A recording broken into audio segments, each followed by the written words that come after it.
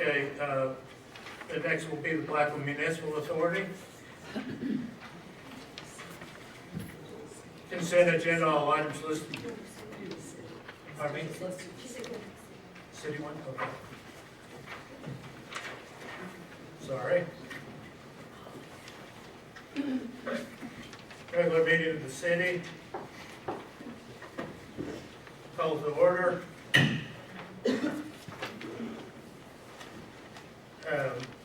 Special presentations and recognitions. We actually do have one this evening, and there are a lot of people that are here for this. We're recognizing Councilmember Tom Bellil. This will be his last meeting. We want to thank you for everything that you've done, and we actually have a proclamation for you, but I won't make you stand out there like an employee. I'll just read it from here. Whereas Tom Bellil has spent his life in service to the city of Blackwell and the Blackwell community. Whereas Tom was hired as a Blackwell firefighter on January 11th, 1987, spent 2.5 years as deputy chief, and was appointed as Blackwell's fire chief on October 1st, 1998. Whereas Tom continued as fire chief for more than 13 years, retiring on January 31st, 2012. Whereas, in Tom's own words, submitted as part of his application to become fire chief, I cannot think of a better job than being a firefighter. It has been a part of my life since childhood, when I would play with my pretend bright, shiny fire engine in my backyard. It was actually a 2x4 piece of lumber. Whereas Tom's service to the community was not only his invaluable contribution as a firefighter and thereafter as the leader of the Blackwell Fire Department, but he was also elected and served on the Blackwell School Board for 2 terms, including service as the school board's president. Whereas when service to his public school was over, Tom decided again to serve his city as a member of the governing body. Whereas Tom was elected to the City Council for a 3-year term in April 2015 and elected again for another 3-year term in April of 2018. And on October 15th, 2020, Tom was appointed as the Vice Mayor of the City of Blackwell. Tom's involvement in community affairs includes his work with the American Red Cross, Blackwell Girls Softball Association, member of the Firefighters Clown Association, Blackwell Youth Center, and the First Christian Church Youth Program. Tom voted to end the irrigator litigation, which resulted in the elimination of costly attorney fees and provided a contractual standard to determine substantial interference with the city's senior water rights on the Shikaski River stream system. Tom contributed in many ways to the success of the healthcare in Blackwell, including the passage of 2 medical health sales tax propositions, the current collaboration with Stillwater Medical Center Authority, and the construction of the new remodeled Stillwater Medical Center Blackwell. Tom helped implement major improvements at the Kay County Fairgrounds, including replacement of the Midway Street, removal of old buildings, the provision of new street lights, and the complete rebuild of the Livestock Center and the construction of the Fairgrounds Jewel, the Event Center. Whereas Tom supported and voted on many economic development projects, including the Woodmont Dollar Tree project, the purchase of a subdivision for a housing development, the approval of an agreement which will impact dozens of single-family dwellings to the community, and the recent location of a 24/7 mental health facility and clinic. Whereas Tom voted in favor of making no utility rate increases for the past 2 years for electric, water, wastewater, and trash services. And Tom directly lobbied to make the Red Cross building the city's public safety training center.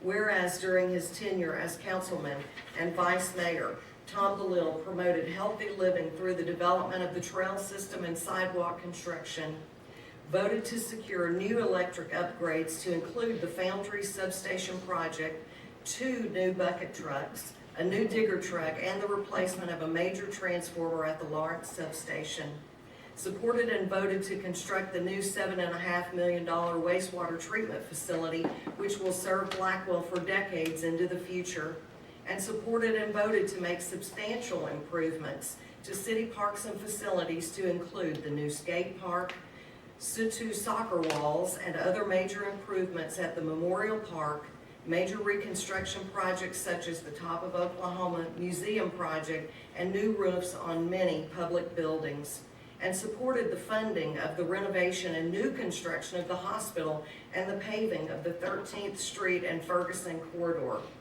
and the medical health of the city through his continued support of expansion and improvement of a fire subscription and EMS services with no-cost ambulance subscription service for the utility customers of the Blackwell Municipal Authority. And whereas Tom set a vision of progress and development for the city of Blackwell, and during his time as a councilman sought to implement that progress and development. Now therefore let it be proclaimed by the City Council of the City of Blackwell that Tom Belil is hereby commended for his hard and diligent work as a councilman and vice mayor of this great city, and that all residents are encouraged to recognize his many accomplishments. And further would urge that all residents of the city of Blackwell follow his leadership as a man with the heart of a true public servant, and to remember that public servants serve and ask for nothing in return.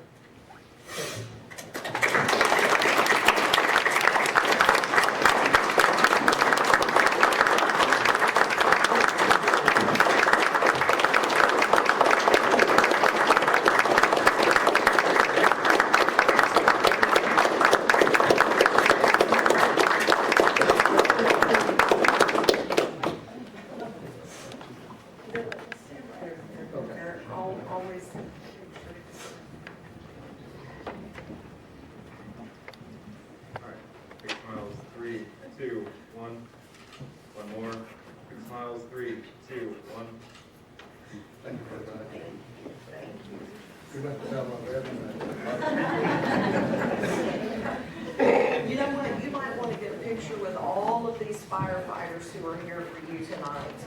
Okay? Yeah, they all came over to support you. They don't even know, most of them don't even know who I am. Yeah, guys, come on. Charles, would you get some more pictures? Yeah. Hard, yes.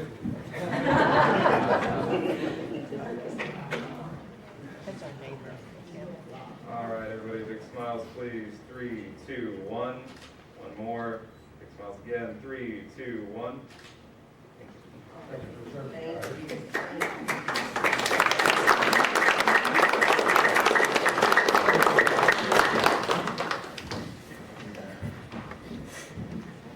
Very nice.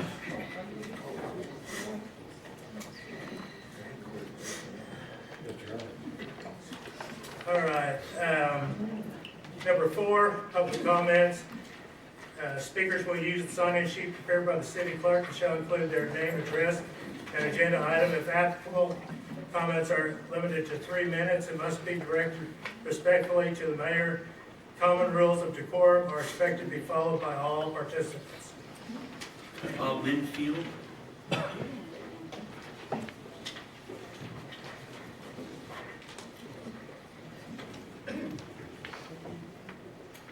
Thank you for this time. I just wanted to address you of the agenda tonight. When I looked at it online and saw all the decisions that are going to be made between you guys to make that tonight. We have 2 weeks before we're going to have could possibly have a new council. Definitely have one face, maybe have 3. And I just think we're not trying to kick the can down for months and months or years and years. It's just 2 weeks. I just think we need to let the people speak. Just like we had Frank Crawford state that what the decisions that could be made tonight, if you make those, could set us down a long path, and it's hard to get off of it once it started. Does that mean that we don't want to do that, or the city doesn't want to do that? We're not saying that, but do we need to do it all at once? Can we do it in phases? Also, I noticed that Janet's contract was on the agenda. That's something else that possibly could be 3 new faces on here. We need to let the people and let the ones that are gonna be actually serving with the city manager to make that decision. And so I'm just asking you to wait 2 weeks. Thank you. Cindy Lord.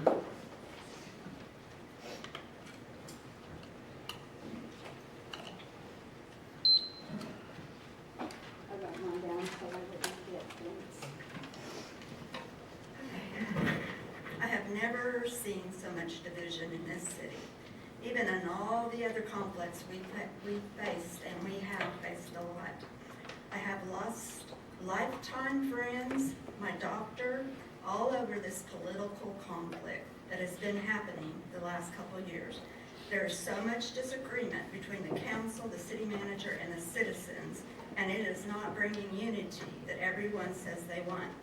Since the city manager's contract does not need to be renewed until May, I recommend that it be tabled until after the election next week. Let the citizens choose who they want as councilmen. The council may stay the same, or it could change. And if it does, the newly voted council can decide on extending the contract. They are the ones who will be directly working with the city manager. I also think that all of these ideas with the water plant and all that is great, but I also think that all this proposed spending be tabled until after the election. Again, if the council changes, they may have different ideas, and they will be the ones who will be working on all of these new projects. And I would just keep thinking about Abraham Lincoln. He said, "A house divided against itself cannot stand, and the city can't either unless we do something."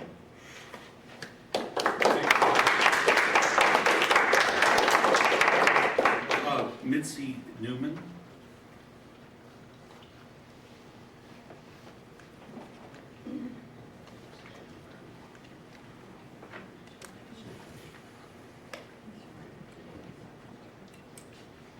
I don't have a whole lot to say. I think the girls said a lot for us. I want to thank Tom for your service. I've known you a long time. But thank you. And I want to say that we do appreciate everything that you council people do for us.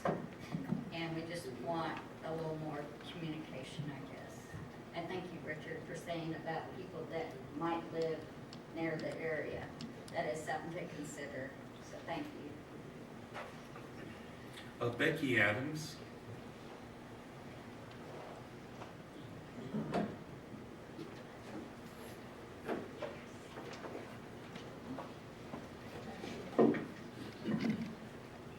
I don't have a prepared statement. I had a prepared opinion when I came in, and I have to say these ladies have already voiced that opinion. I agree with Commissioner Webb 100%. The major decisions regarding future projects, I also agree with Janet. These have been discussed for years. There have been approvals, the projects haven't been done, but it is not for this council, with this being their last meeting, perhaps, to make that decision for the city of Blackwell for 30 years to come. I believe that is a responsibility of the new council. I agree with asking that that decision be tabled until the new council is in. I further agree that Ms. Smith, I do understand that you like to have your future planned, but your contract is not due until May. I also propose that that discussion and special session be postponed until the new council is in, because that is who you are working with. There are possibly, we know Mr. Bleal has already been replaced. Mr. Braden will be here, Mr. Webb will be here, the other two may or may not. And I don't think it's fair to set up their city management for whatever length of time they decide without their input. My other question is regarding the Ferguson portion of the replacement. I don't remember that that's ever been discussed at a meeting. We were under the impression that any street projects that needed to be done for the hospital was in the contract and would not be at cost of the city. I've never heard that that proposal to four-lane that had the widen and stretch and do whatever you've got proposed to do, either for the direction to the school or the direction going east. And there's a lot of money involved, both in the engineering and the project. And there are far many more residential streets that are more important than that corner. I'm concerned that that is all being asked to be funded by the citizens, but on behalf of the proposed plan that came up last year, or maybe the year before, to set that corner up to have a new fire department on that corner. That may or may not be correct. It could be speculation on my part. I do remember when that was proposed, like within 2 weeks of the time that land was given to the city by the Morgan Foundation, that all of a sudden we needed a new fire station. My opinion is, if we need those new lanes and the new turns, that be brought up at the time, that corner, that we decide, and it's approved by the council, to do something different with the corner. Since I have several agenda items that I'm discussing, I ask that you extend my time just a little bit. The other question, when I was doing, and I don't know where it is, all that paperwork should be in the box, but I did a full audit on the loans that this city had at the time I was working up there.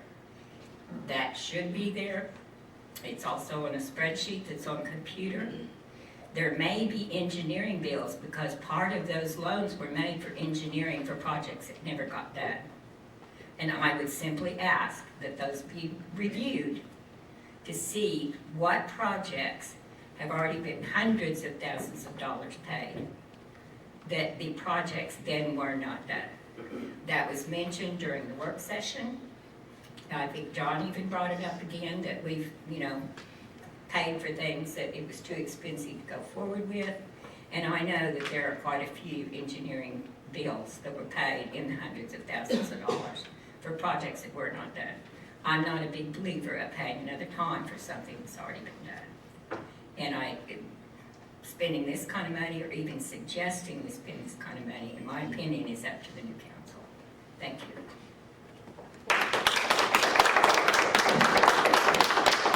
Susan Harris.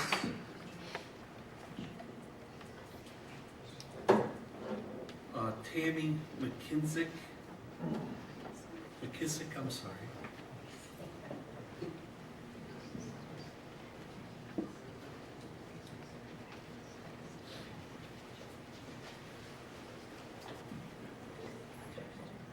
My husband and I have been part of this community for 15 years, and I'll be honest with you, this is the first time I've addressed this council. And I want to thank each of you for your continued service and for the opportunity to address you tonight. I personally want to thank our city manager for all that has been accomplished since she began her tenure on January 10th of 2019. When Janet arrived in the town, the event center was on its final step of completion, costing $1.3 million over the $2.2 million projected cost of 59% overage, and almost a dozen city employees had been laid off as the city coffers were in sad disarray. She identified problems with accounting firm Meacham, confronting them over why $1 million plus in funds had been wrongly charged to the city, $418,000 for the event center and $625,000 for the Blackwell Hospital Trust. The new accounting firm that Janet hired not only saw that those funds were refunded, but an additional $1 million were found for the Blackwell Public Trust that we didn't even know was there. Additionally, Janet has identified numerous policies, procedures, and checks and balances that needed to be revised and implemented, and in 2 short years, we have gone from a very dire situation to the one that is much improved.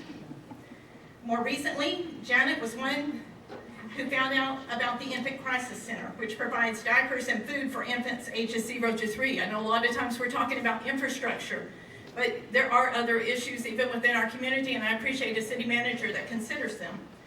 And even though Blackwell was at the furthest tip of the service area, she convinced them to come this past week, and they were able to assist 46 infants. And she's working to make that available to Blackwell families on a quarterly basis. Our city manager has also worked with city council to approve the city pay the monthly fee on local utility bills to provide free ambulance service, which we heard earlier tonight when they were recognizing Tom Galil. And I just have to say that it's a big blessing to all of us, but especially those that are without insurance and who are elderly or sick. And I, for one, don't know of any other community that provides this service free of charge to their residents. And while tourism and softball fields are an integral part of this community, please hear my heart.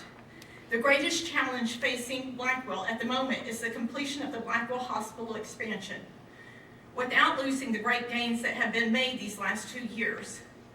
While this project is being overseen by the Blackwell Hospital Authority, a group of 7 individuals, only 2 of which serve on the city council, the city of Blackwell is the one that is paying for the project. The project, which was initially slated to cost $12.68 million, has a cap of $17.7 million. That's a $5.1 million gap, or 40% increase. Not only is this a project that pales in comparison to the event center, but it also, I too will ask because I'm addressing additional items, but it also includes street expansion, new street lights, and is very complicated when it comes to funding. I personally think that we need Janet's expertise now more than ever. I also think that is one of the many reasons that you may hear some of the city council members voicing their support for her continued support and involvement. Thank you very much.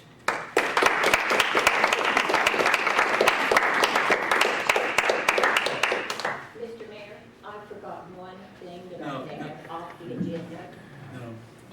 No, we're gonna go on. What were you see?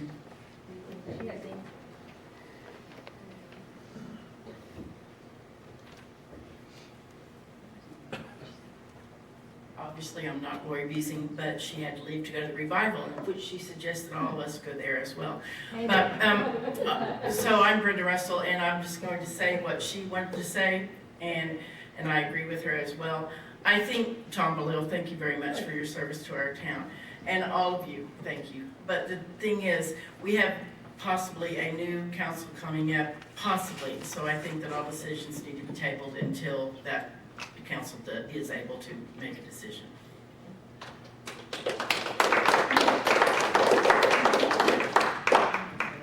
Russ Bartlett.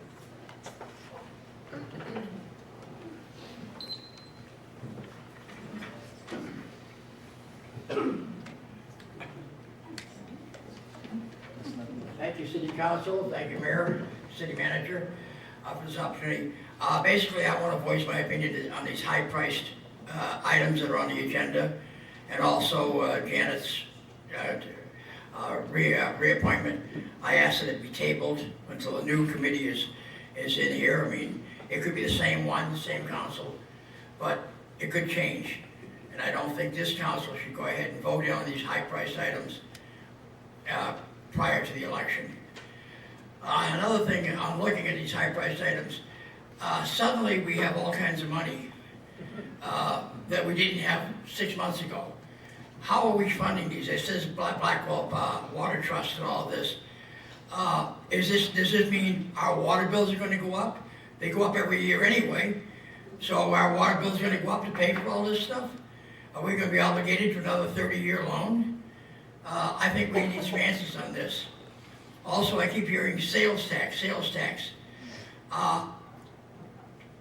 We're bringing all these marijuana growers in, and I understand the city's only getting like 1 or 2% of the sales tax on this. No. I'd like an answer on that one somewhere. But if where is all this money going? I mean, I realize it's a state sales tax, so the state gets 98% of our sales tax. What can we do to keep some of this money in our town? You talk about don't go to Ponca City to shop local. Okay, we should shop local, get ripped off by the consumers, by the product, so that you can get 2%? I don't understand it. Thank you very much for your patience, and thank you, committee.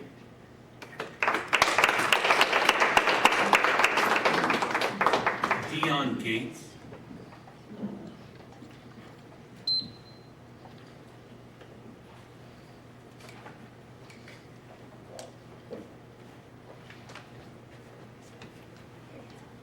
Congratulations, Tom. Thank you.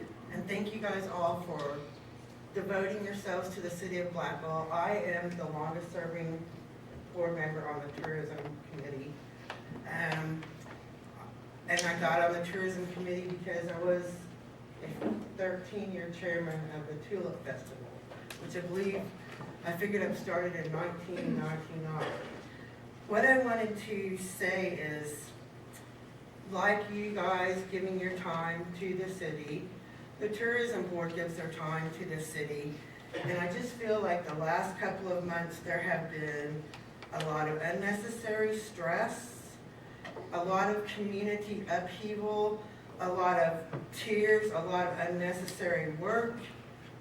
We all want what's best for the city, so, I would like to just say, let's get along a little bit better. And then I need to address something. I'm not one who does the Facebook gossipy kind of things, but I do want to address something that was in the paper which said that we are only interested in working on barn quilts, which is the farthest thing from the truth. This past year, we have worked on barn quilts a lot. We all know that it was an outlier year with the pandemic. It would have been irresponsible to be trying and spending money on events that we had no idea if we would even be able to hold because of the health conditions and the pandemic. So I would just like to remind people of what some of the things we've done just shortly prior to the pandemic. We helped coordinate the Sutu Wall. We helped coordinate that skate park, which is always busy. So I would just say, please, let's all try to work together and cooperate. And I have heard that there's something called a shadow tourism group. Like I said, I'm not big on the gossip side. I do not know what that is. But I will just say, the tourism meetings are the third Tuesday of every month at 5:15 in the chamber office. If anyone in a shadow tourism group has something that they want to do, I invite anyone to come down here and put your ideas to us. That's how we got the idea for the barn quilt trail, a citizen. So we love Blackwell, and we want everyone else to come and help us make our hometown better. So I just want everyone to just please get along and let's not have so much unnecessary stress.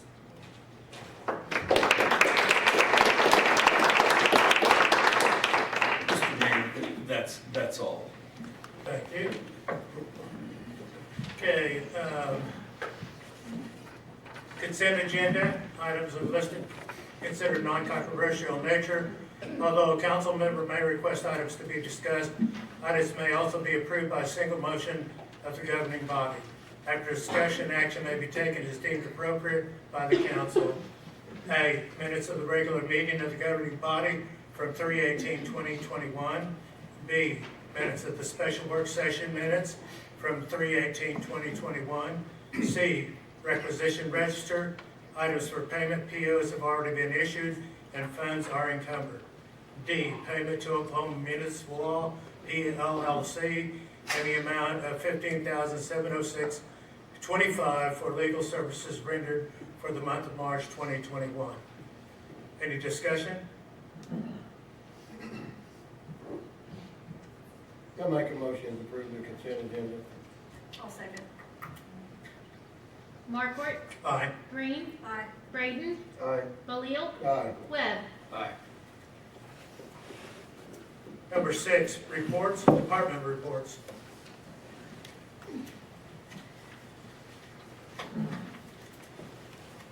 evening. I too would like to thank Tom for starting. His kids and my kids went to school together, so Tom and I got to do a lot of traveling and meeting at school activities and athletics, and we spent a lot of time together. He's on the school board. My wife was a school teacher, so a lot of conversations just in general. So, Tom, thank you. Appreciate it. Thank you.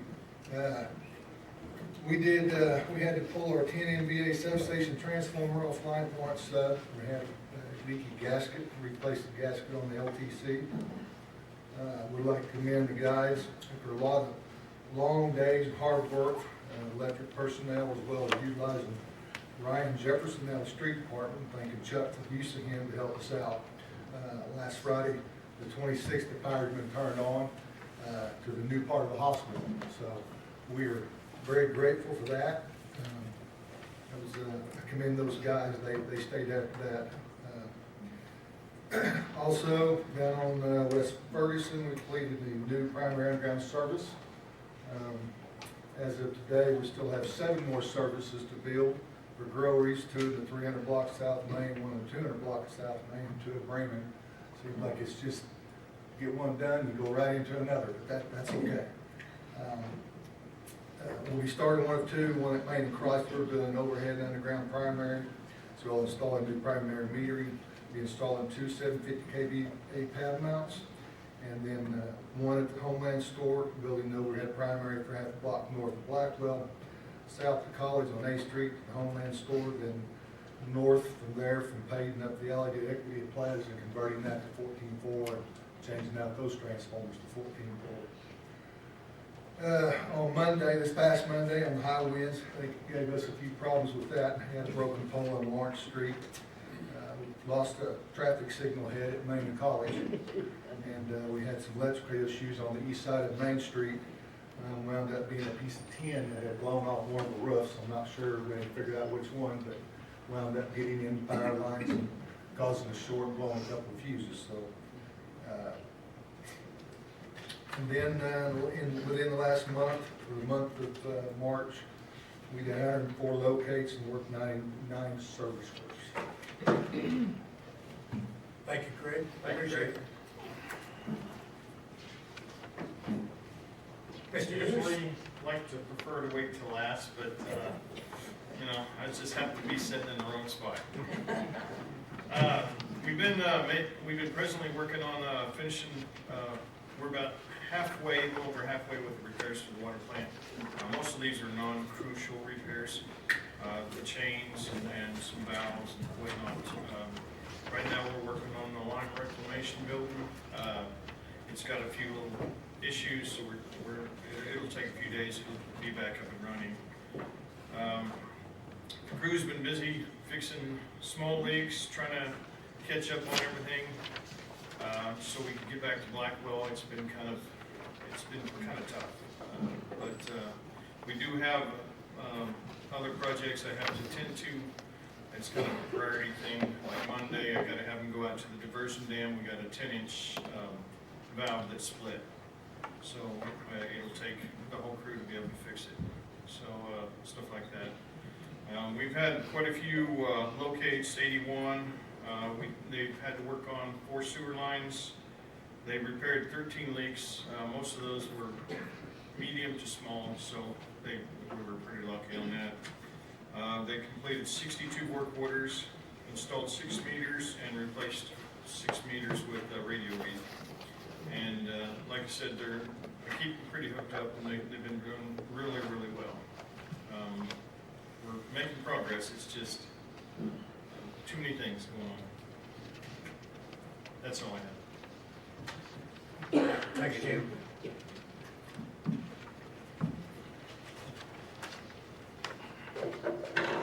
Good evening, I'm sorry, I have my visuals.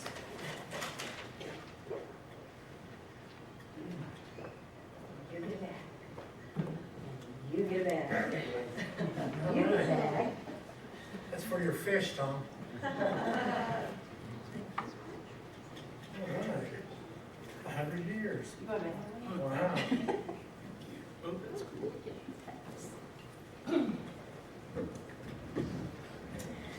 I'm very happy to say that in March, our numbers are approaching pre-pandemic levels. We've got people coming back in, we are checking out books.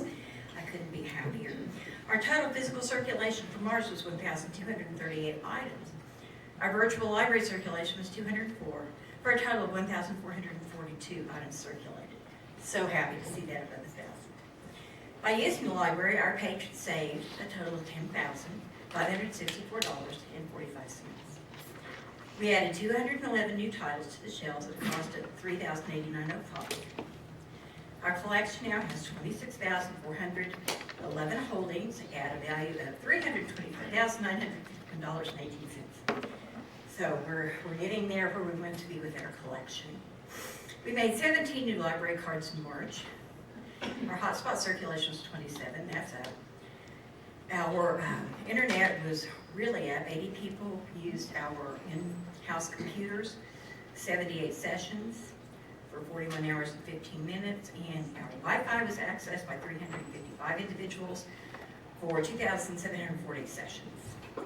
The staff served 593 meals in March, and we had 1,044 people come through our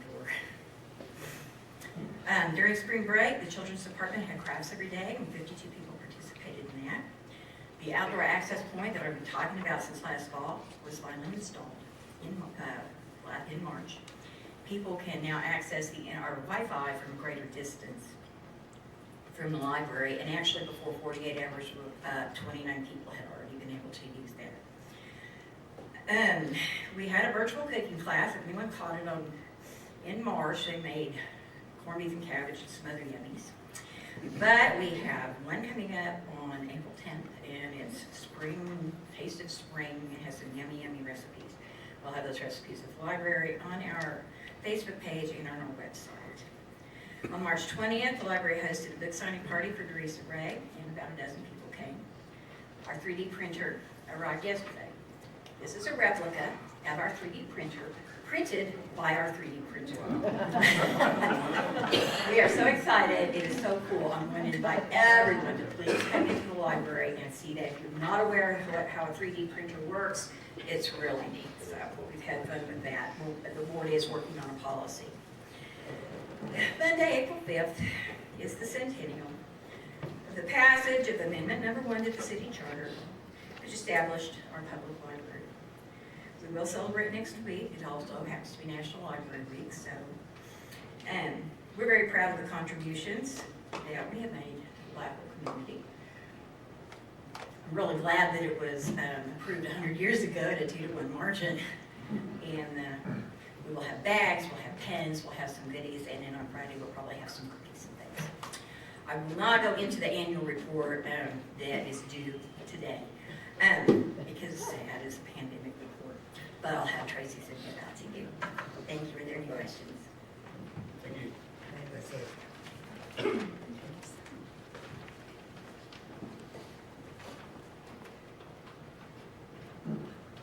Right, Chad. Good evening. Good evening. For the month of March, for the Street and Parks Department, another busy month for us. We've still been continuing to repair the places in the street where the water leaks were all fixed back in February. In March, we repaired 19 of those. I still have 24 left on the board, and from the sounds of Jim's report, sounds like I've got more. We also took 250 tons of rock out to the wastewater treatment plant, spread it on the road out there as well as the parking lot, laid it all out, got it looking nice for them. They've been working on spraying the parks. They just completed getting all the parks sprayed for weeds. There was new bases ordered for the softball complex. The guys went out there and changed out those bases. They also made some directional signs. You may have seen them as you're coming down Doolin, giving directions for the museum, the skate park, the pool, the splash pad, the soccer walls. There's one at 44th Street, one at 13th Street, and one at Main Street. And then we'll also be putting one at Main and Coolidge, directing them down to the skate park and stuff. He's working on that one still. We took some dirt and rock out to the animal shelter and spread it out for them for their event they had just yesterday, or the day before yesterday. Spent several days filling potholes, cleaning storm drains, bladed and rocked 2 alleys, been running the street sweeper, and as of yesterday, it's not on my report that I turned in, but we did finish up the walking trail at Legion Park. Got that all completed and looking nice. And my mowing guys, as of yesterday, also started mowing, so that's all here. Questions? All right, thank you very much. Thank you, Jeff.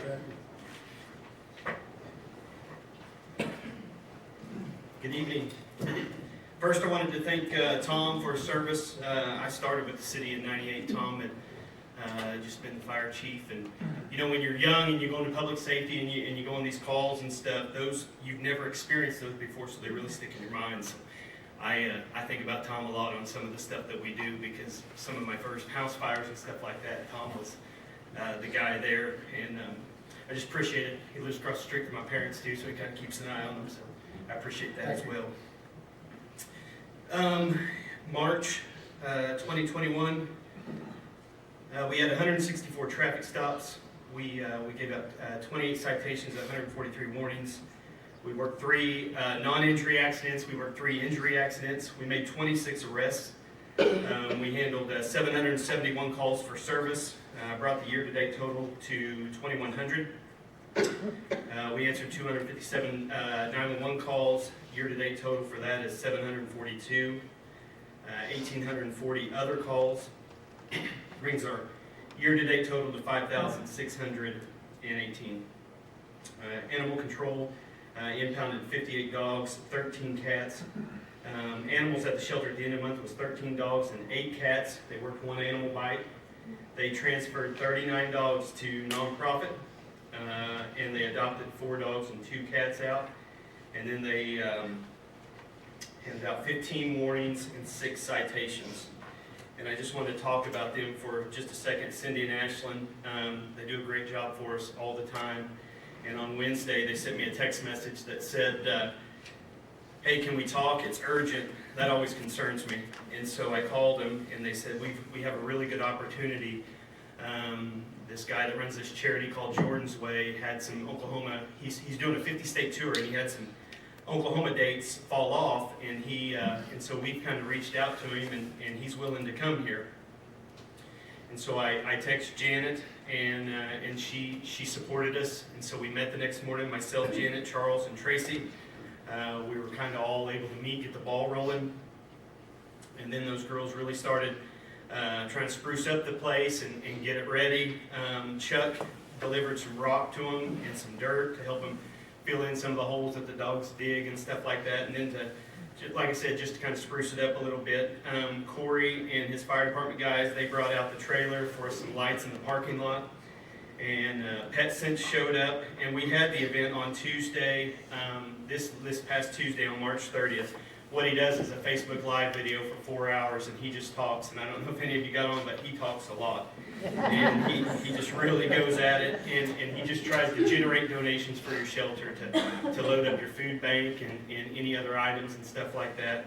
And he does a great job. But I just really wanted to brag on Cindy and Ashlyn for, I mean, it's a lot of work, and to just take that leap and say, you know what, we're going to do this in 5 days, and they just did a heck of a job. There was also some big local businesses that I wanted to thank. I'll run through these real quick. Hutton's Pharmacy, The Lunchbox, Hometown Realty, the FOP, Lightning Fast Phone Repair, State Farm, CFM, Bubba's Bait Shop, Blackwell Family Chiropractic, Blackwell Animal Hospital, Shepherd Oil, Biker Breakfast in the Boonies, Los Potros, Blackwell Towing, Bank First, Prairie Smoke Barbecue, and Splash and Dash Car Wash. And so all of them were sponsors on the business level, and then we went to Facebook Live, and we did the 4-hour live video. And I wanted to also thank Chief Hannebrink for taking a pie in the face, firefighter Tyler Licklider, and the many volunteers that showed up to, at certain goals, take pies in the face, including my own Kitten Westermeyer. He showed up and he did it. And then at the end of the night, this guy raised $6,100 for the animal shelter. So thank you to this community. Without your support, it was a good night for us.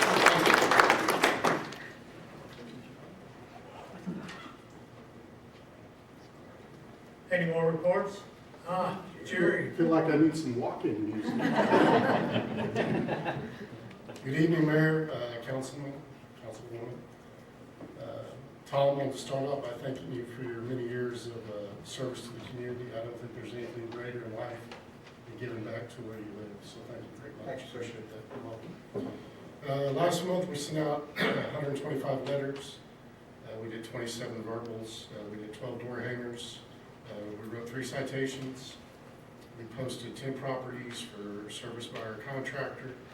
Out of 4 of those so far, we've had to send the contractor out to handle the code problem. We posted 2 more structures for dilapidation, which you're about to get a huge list of about 15 to 20 houses to choose from. That'll be at the next council meeting. I conducted cranes training for the city of Blackwell. 2 classes were conducted this week. It was brought to my attention today. For those of you that don't know what CRAZE is, it's Civilian Response to Active Shooter Event. The surrounding municipalities are interested in us conducting that service to them as well. So we're going to talk about that and hopefully get the surrounding municipalities trained up on that.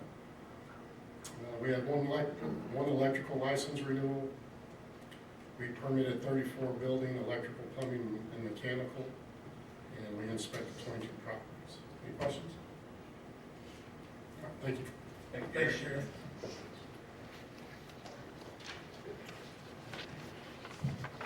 Good evening. Tom, I'd like to thank you for your service as fire chief and councilman. Thanks, sir. You've done a great job. And about the pie in the face, I thought, shoot, there's no way they can get $5,000. I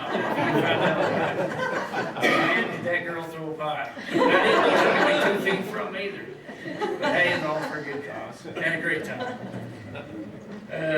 Fire department had 26 calls for service this past month, 1 water rescue north of Bremen, 13 grass fires, 2 odor investigations, 1 rescue, 5 vehicle accidents, 1 false alarm, 1 customer assistant, and 2 vehicle fires.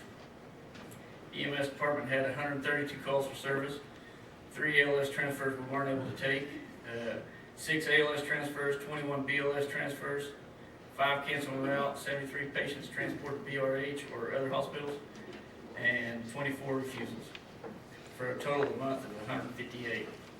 Still busy. I'll be glad when we get a break. Brings the year-end totals to 451 for EMS, 77 fire calls, for a total of 528 between both departments.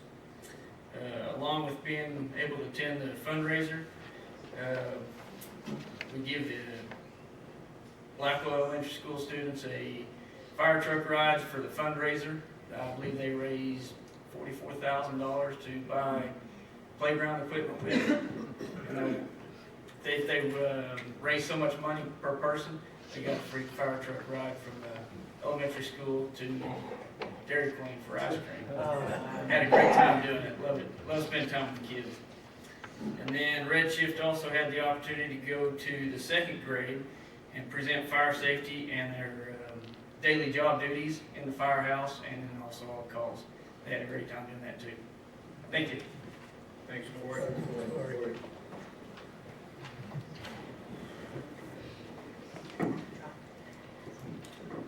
Any more department reports? All right, moving on. Number 8, business, discussion, possible action. Consider approval of budget amendment number 9. That's Frank. Oh. Frank, that's you. I wasn't sure you wanted me to address it or not. Thought I was here. Tom, let me add my congratulations. Thank you. I've always found you intelligent, and interested, and inquisitive of the stuff I have to say, which is actually really exciting. I usually don't talk about anything that's terribly exciting. However, I will invite you back to the 3rd Thursday of every month to have the scintillating financial analysis. I want to keep listening to that if you find yourself missing it. If I get reception at the lake, I might come back. Yeah. All right. Just here tonight to kind of address a couple of budget amendments.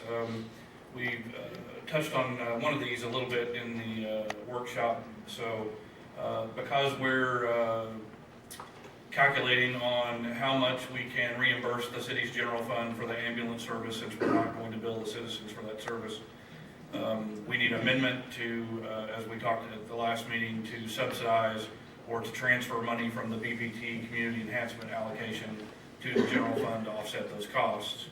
So the first amendment that you see as part of amendment number 9 is the amendment in the general fund, where basically we're going to record the transfer from the BPT allocation fund as coming in. And then on the second part of the amendment, we're going to go amend the BPT allocation fund, where we're going to show the 150 coming out.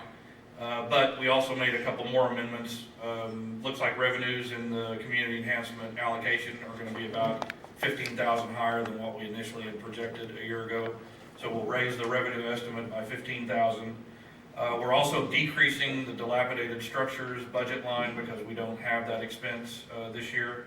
And then the combination of those two allows us now to send the 150 from the community enhancement to the general fund. So basically that's how we're funding the ambulance subscription service. So those two amendments relate to one transaction, if you will, which is that transfer. The third amendment is to the BMA, and it is to establish basically 3 months of a new position. Only 3 months because that's how many months we have left in this year. So the salary and benefit roll-up costs for the 3-month period is $28,250.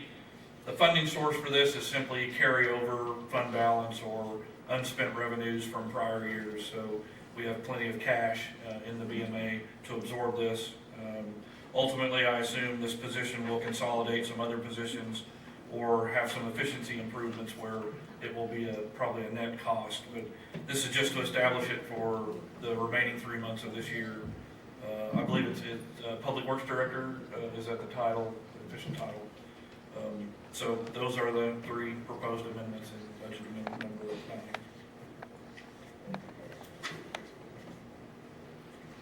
9. Any discussion?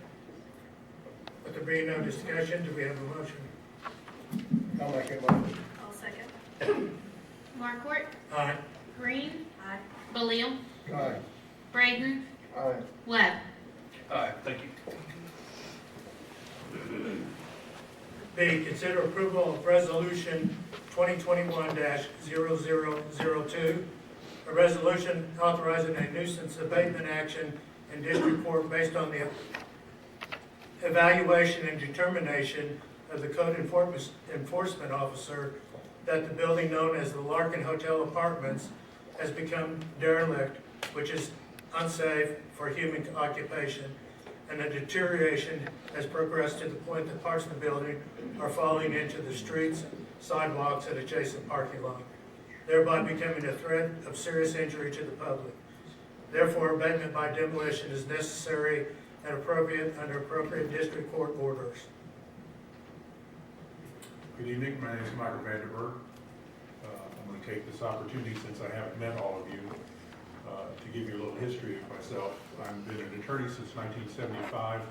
I've been concentrating on local government law since 1981. And from 81 until 2020, I was full-time city attorney for what ended up being a total of 3 different cities. During that time, and since my retirement, I've actually also worked for other cities on a part-time and contract basis, probably 15 in all. And interestingly enough, I don't remember the first time I met Bryce, but I do recall that he and I helped set up a training program for city attorneys in 84, 85. 85. We were both incorporators for the Oklahoma Municipal Attorneys Association. And the only 2 still active that, Yeah, yes. so that's a little of my history. I was asked to become your city prosecutor on a part-time basis, and also asked to take a look at a couple of nuisance problems you had. The first one here is the Larkin Hotel Apartments.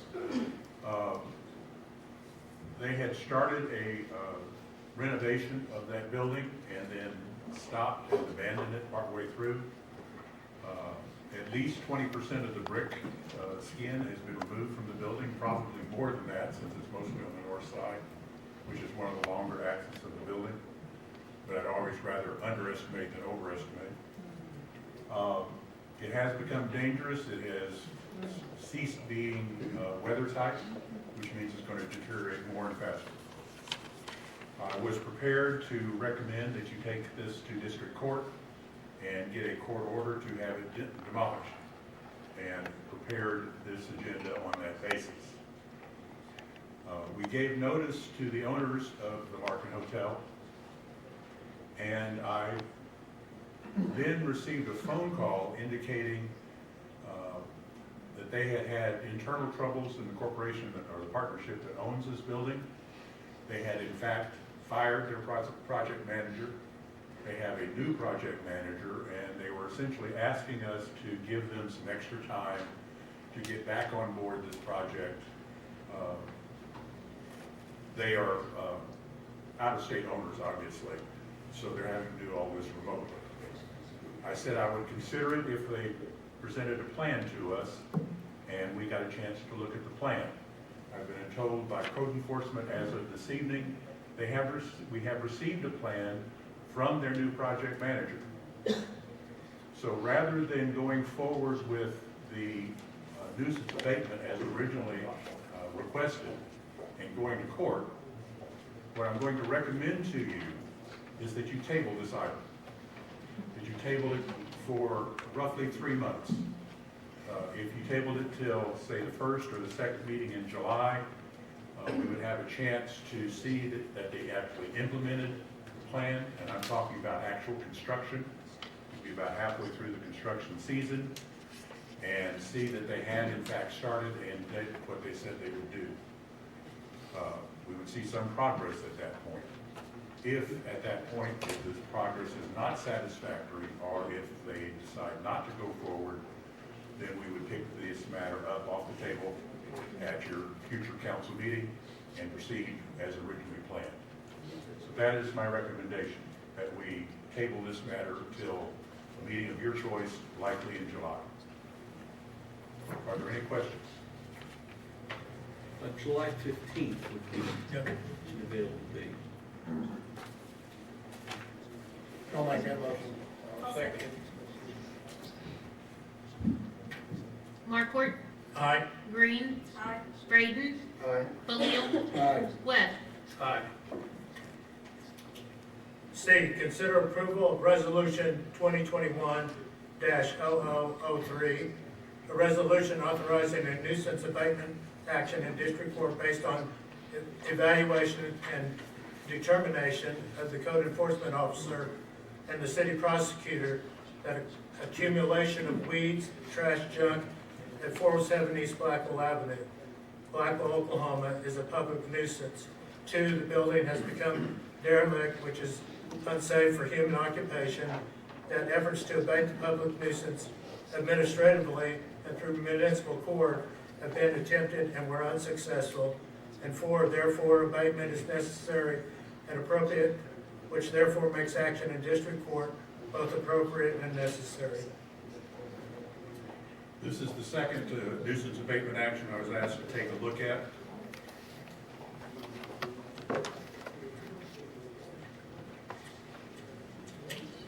Code enforcement and municipal court have been dealing with the owners of this property, occupying this property for almost a year.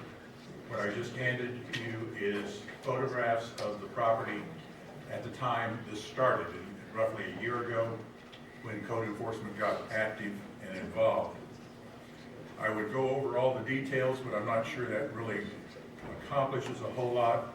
I will say that when code enforcement was unsuccessful, we got involved in municipal court in June and again in November, and municipal court was also unsuccessful in getting this issue resolved.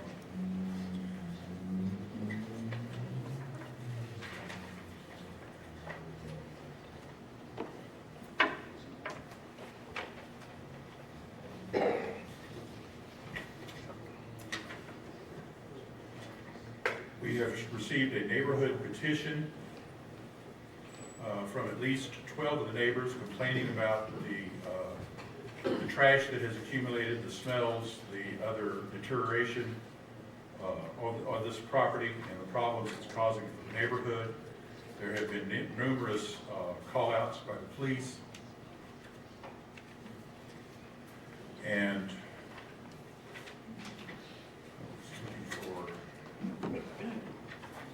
current pictures. Essentially, we've had the same problems continue from 2020 through 2021.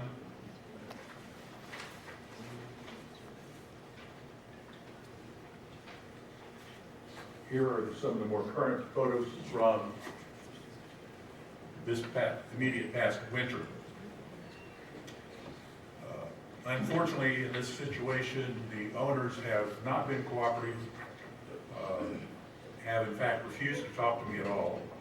I'm not saying that that's particularly insulting one way or the other, or a problem one way or the other, but they won't talk to any of the city staff, except they did express one opinion. So it does not appear that we're going to get any cooperation from these people at all. I am recommending to be authorized. We get a district court order and get under the court order, vacate this property, possibly even demolition if that's what it takes. I will tell you, it has had no sewer service or water service since August, and yet it's still being occupied. Are there any questions? Do you have a motion? I'll make that motion. Second. Markwart. Aye. Green. Aye. Braden. Aye. Balil. Aye. Webb. Aye.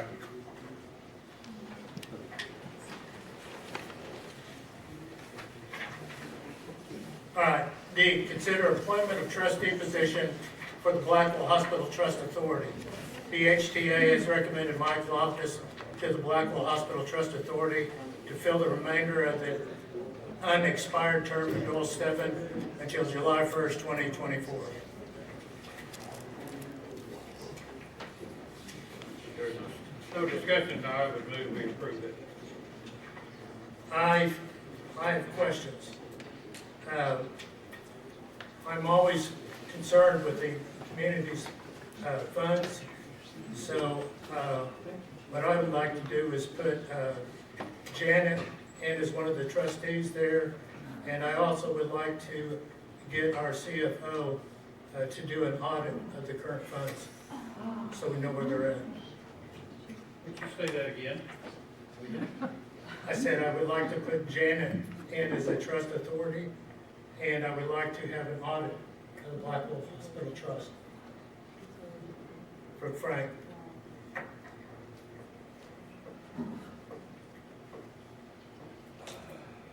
Any discussion? Didn't he make a motion though? Yeah, the mayor can make a motion, but it can only be with respect to the item that's on the agenda. If Frank is here, he can take that, under advisement. I mean, don't we have a motion? I made the motion. Yeah, I'll second it. you're seconding John's motion? Okay.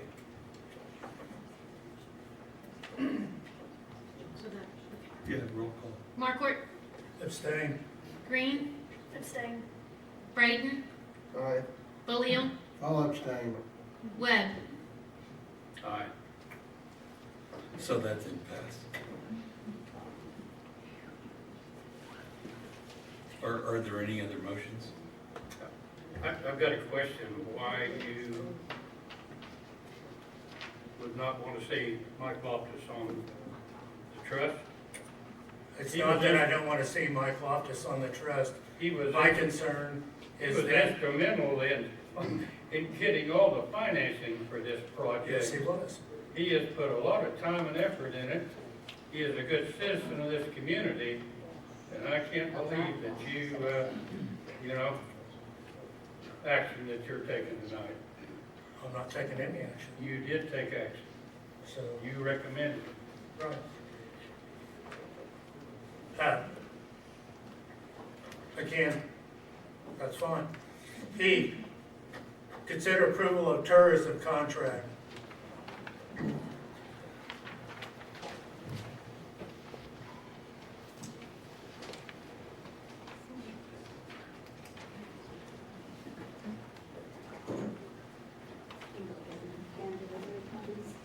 The first thing we're handing out is a copy of our budget.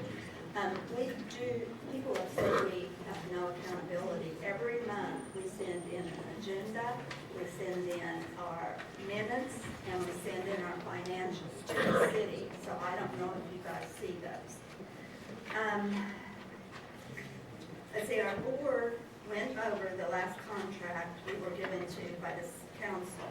We made a few changes, and our board agreed upon it, and we voted on it, and we approved it. And the board is asking TJ to go over the changes we have made with you. He is familiar with our tourism board because he came to all of our meetings while he was mayor. He would never talk, never say anything, but we asked him a lot of questions about working with the city and a lot about Open Meeting Act. He was very helpful, and he is familiar with tourism, so we're just going to let him explain the different changes we made. And they're not a lot, but just a few. Well,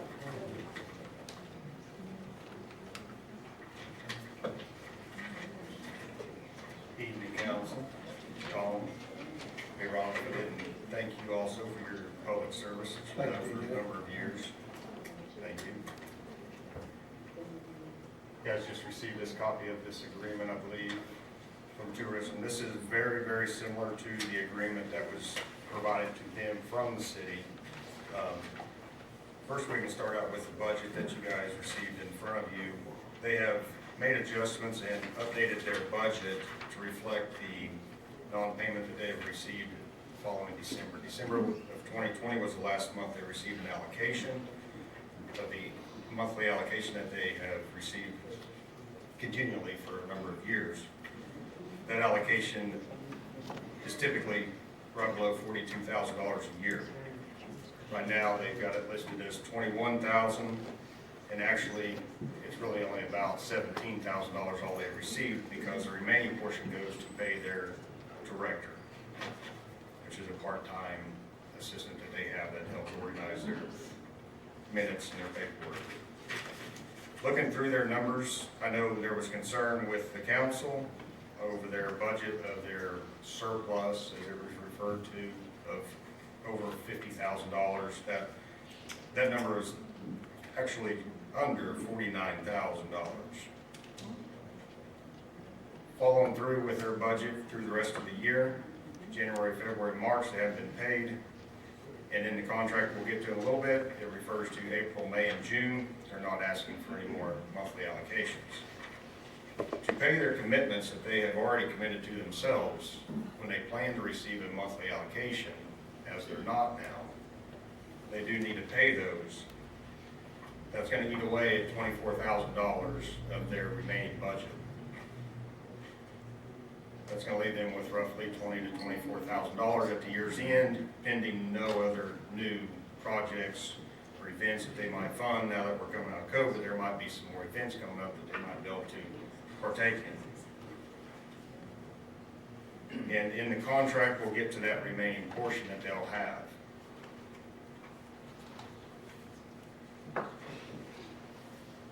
Any questions on the budget number? Moving on to the agreement. Again, this one is very similar to the one that was provided to them a couple of weeks ago at the meeting just prior to. There weren't all that many changes. There was a little bit of language change in a few places. Primarily, it's going to be underneath the limitations column. And the changes were, to summarize the provided contract that was provided to them, it was pretty much stated that they weren't asked to purchase any more decorations or light pole banners or anything that required city assistance or city funding or city employees to help with. That language has been summarized and changed to, the board will present their plans prior to the purchase of light pole banners, Christmas decorations, and other items to the city council for their approval, as these items need the assistance and cooperation of the city to be installed, taken down, and stored by city personnel in a Connex box that they purchased for that use. Moving on down, there's a little bit of verbiage on each item, C, D, E, and F. Remove the word shall with operating in good faith, works 2. Item F did remove just the requirement for them to promote and share posts on the city page to the tourism page, as not all those posts would really be applicable to be shared from the city page to a tourism page, although they still do that anyways. Nonetheless, if there's items shared on there, they're going to share them and see them applicable. They're going to share them. It's just not every post, as it was kind of worded. Item G, again, change from shall to operating in good faith. The next biggest change is going to be, if you will, the combination of item I and item J. Those two were combined to the following. During the second monthly meeting of the City Council of each quarter or monthly, the board shall prepare and furnish the City Council with a copy of the board's activity report. That report shall detail all tourism work of the board for the previous quarter and a list of the board's accomplishments promoting tourism, including those which are referenced in this agreement. The quarterly report shall also include a listing of all the expenses paid using compensation provided by the city to the board for this promotion of tourism. These reports will be compiled for an annual summary reporting during the second meeting of the City Council in June of each year. And June of each year, as you guys know, is the city's fiscal year. And that's why they fall in place. Moving, probably maybe one of the most important things is the compensation. Number 3, this, as it was worded prior to, the city wished to see that they spend down all their funding before they come back to the council to request any additional funding at that point. That verbiage was changed to compensation, again, under item 3. The city has previously paid the board in the amount of $3,500 per month or $42,000 annually until it was discovered that the agreement had not automatically renewed on or about January 2021.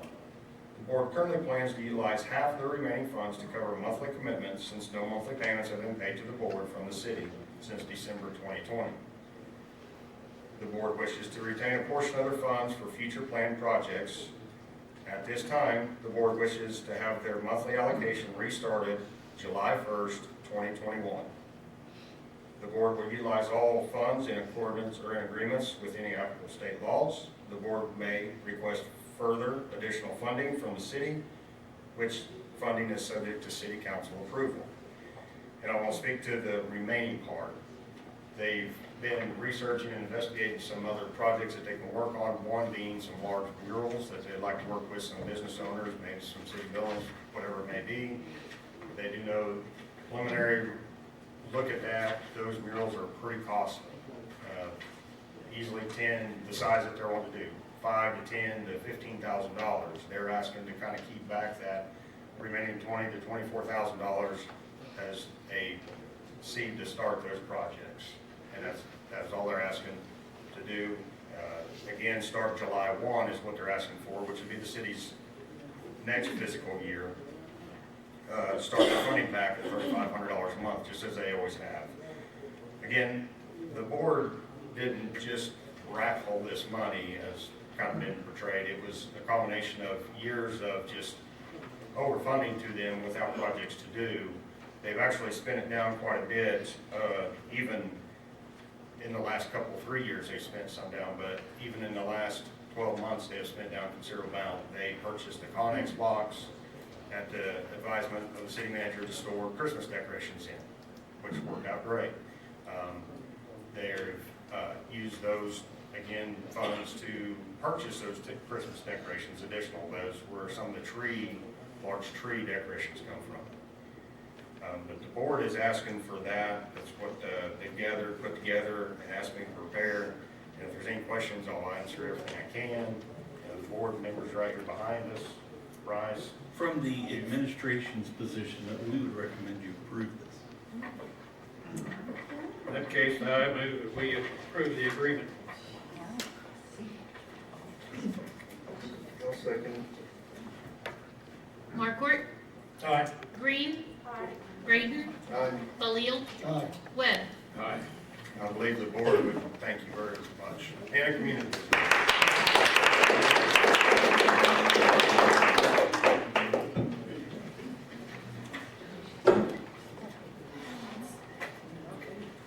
F, discussion of the no-charge ambulance subscription and appropriation of funding in the amount of $150,000 for this fiscal year ending June 30th, 2021.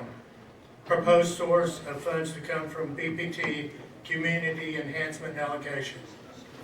And we did approve this, the council approved it a few minutes ago in the budget amendment.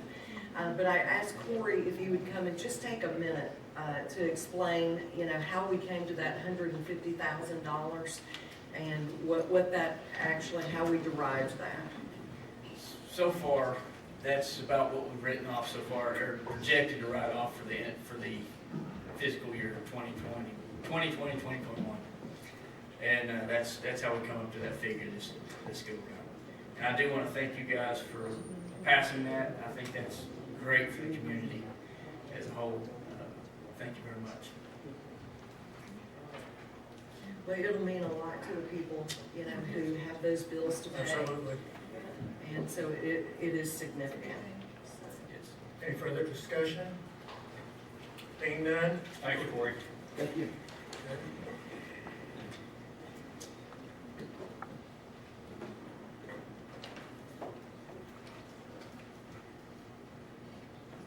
Oh, yeah, you already funded it. Funded Okay. it, right. All right. Yes, we're good. G, consider approval of Guernsey Engineering proposed plans for 13th Street and Ferguson Avenue reconstruction. Scope of the project, 13th Street beginning at Chrysler Avenue and then extending north for 1.5 miles to Blackwell Avenue. Also included is Ferguson Avenue beginning approximately 300 feet west of the intersection with 13th and extending east for 600 feet. The roadway section will be 2 by 12 foot lanes with 4 foot paved shoulders for most of this package. There would be a curb and gutter section with 2 12-foot driving lanes and a 14-foot left turn lane for 300 feet in all directions at the intersection of 13 driving lanes and a 14-foot left turn lane for 300 feet. The pavement will be full depth reconstruction for the entire package. It will include grading of new ditches, storm sewer system at the intersection that will run along the north side of Ferguson to the east of 13th. The current estimate for the package is $2,425,816. Invoices to be paid by BHTA as part of the $2.3 million set aside within the hospital financing project. And I've asked Guernsey Engineering if they'll be here tonight, and Danny is our engineer, and you want to come and talk about the project. We had a PowerPoint presentation, did you guys have that? Lauren, do we have that? Okay. Yes, it'll take you just a minute. And you guys can pass these around, this is a set of blueprints. You want to see? Obviously, one of our issues, is 13th Street. It gets a lot of traffic, a lot of heavy truck traffic. And so we knew that whenever we put in a brand new hospital, basically that we would have to find a way and find some funding to put in a new road for access to the hospital. And so when I approached Mike Loftus to begin with, about this project, he was able to find the $2.3 million as new market tax credit money, and it is part of the financing deal. And so the plans we've been working on these plans for 6 months, a year. I mean, it's been quite a while. We've had some changes in the engineers for this project, and Danny has been here to kind of help us get through all of that. So would you just kind of explain the high points of this? Yeah, sure. Do we have that PowerPoint or? It'll take you just a minute. Yeah. Okay. We have a flash drive. Oh, good. Okay. It'll be easier to see if I can show you some good pictures.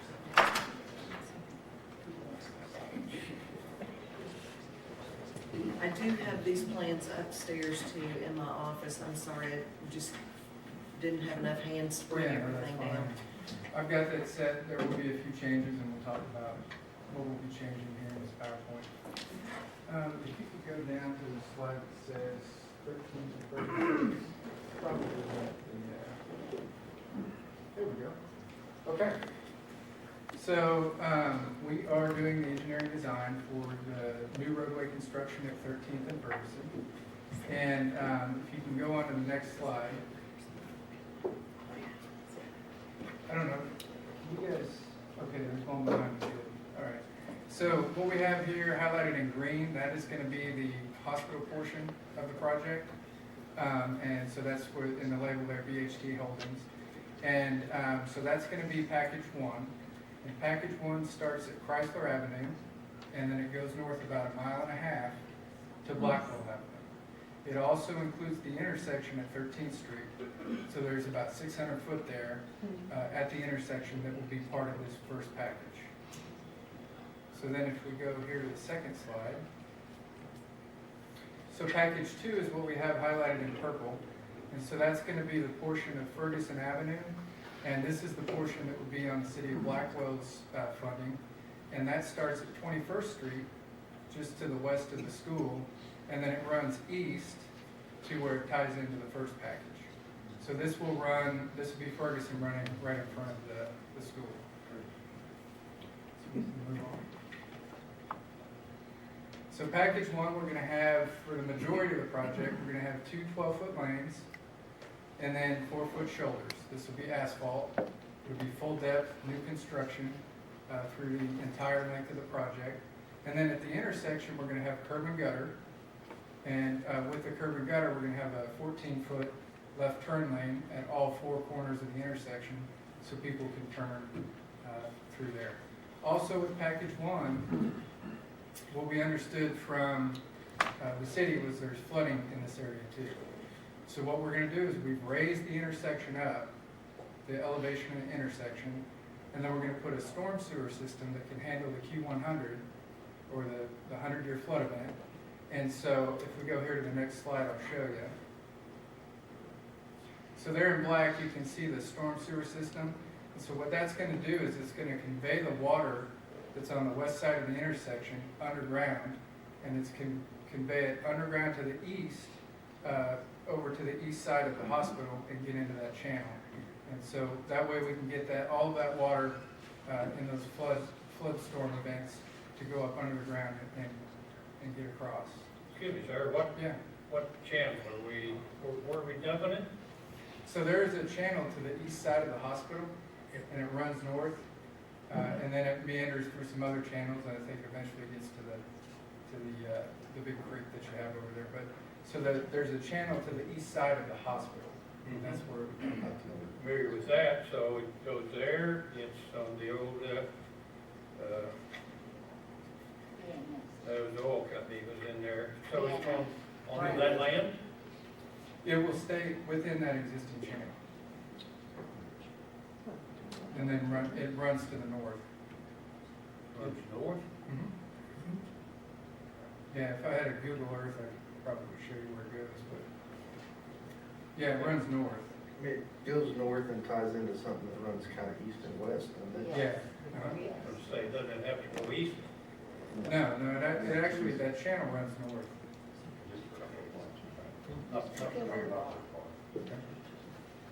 Yeah, and if you want, I can show you where it goes. And then in the green, that's the proposed pavement. So we would stop it right there on the east side in front of the hospital. You already have curb and gutter there, so we would just tie this curb and gutter into the existing curb and gutter. We tried to minimize the project expense as much as we could. Where you have good pavement, obviously we don't want to tear it up and replace good pavement. So then on the next slide, on package two, we would also do the two 12-foot lanes with 4-foot shoulders. But a big portion of this project will have another left turn lane, and that left turn lane is for the school. So we're going to have a two-way left turn lane in front of the school, and we can see that on the next slide. So the school will have a two-way left turn lane so people can get in and out of the school, especially during pickup and drop-off times. And, traffic can still get through without being backed up. And then, so this is package two that will tie into package one there, where the purple meets the green. And another thing we've added on this is we have a 6-foot sidewalk that runs on the south side of Ferguson. And that will connect into the east entrance of the school and then run all the way along the south side of Ferguson to the intersection at 13th Street. Okay. So This was kind of a talking point earlier. So the package one, the BHD and the city, we have currently a construction estimate of $2.4 million to do this construction, and that was everything you saw in green. Package 2, which is everything you saw in purple, we currently have a construction estimate of $800,000. And so the total for both projects is 3.2 million. Okay. So our schedule, we have the plans that you see in front of you. We do have some updates to the plan. We're going to add what we call the open section.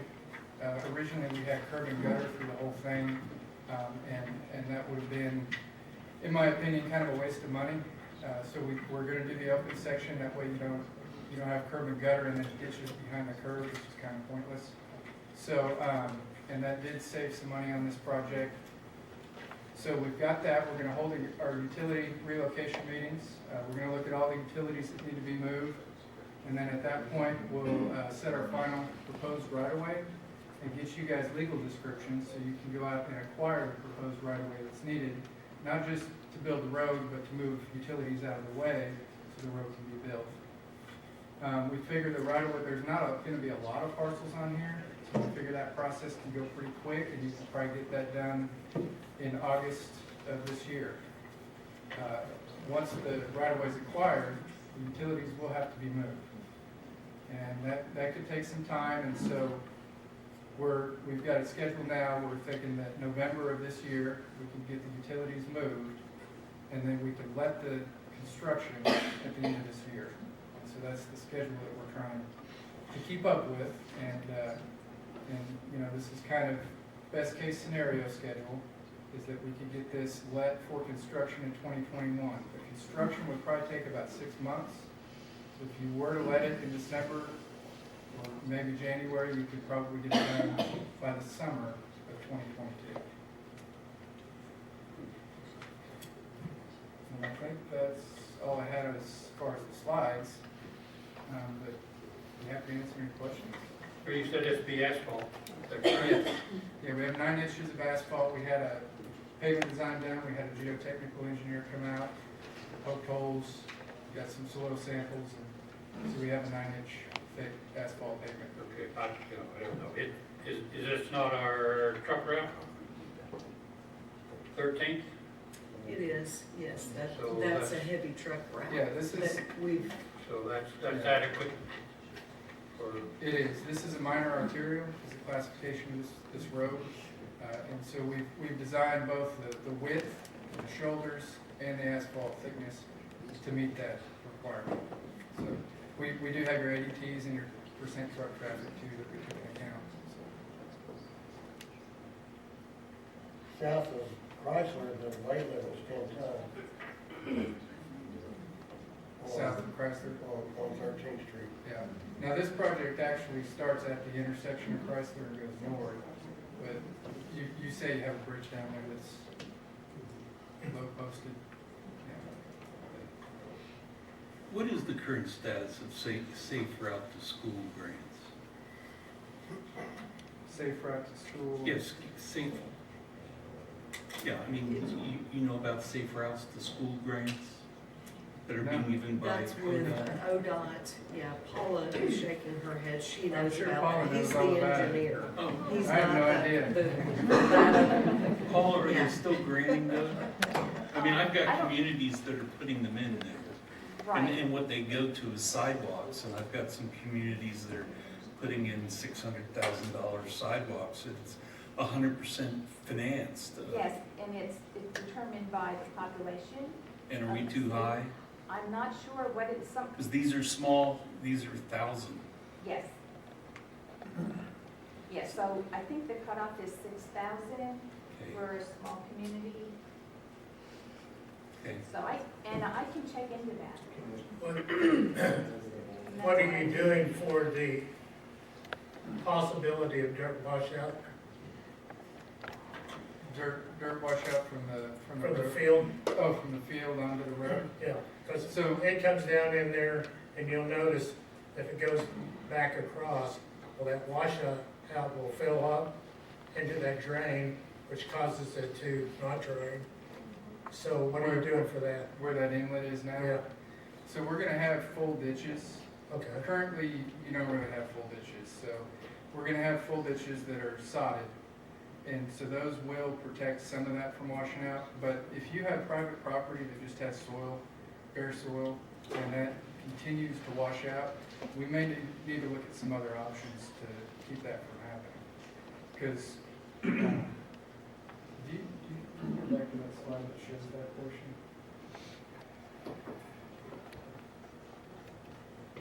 Back up just a little bit. Yeah, right there. So are you talking about here, this would be the south and the west corner? Yeah, Okay. the bottom corner there, So that that's field right there, if you get a lot of rain, washes that dirt out, fills that drain on the other side and backs everything up. And if you go through there, you know, water's coming through your doors even at times when we've had big rains.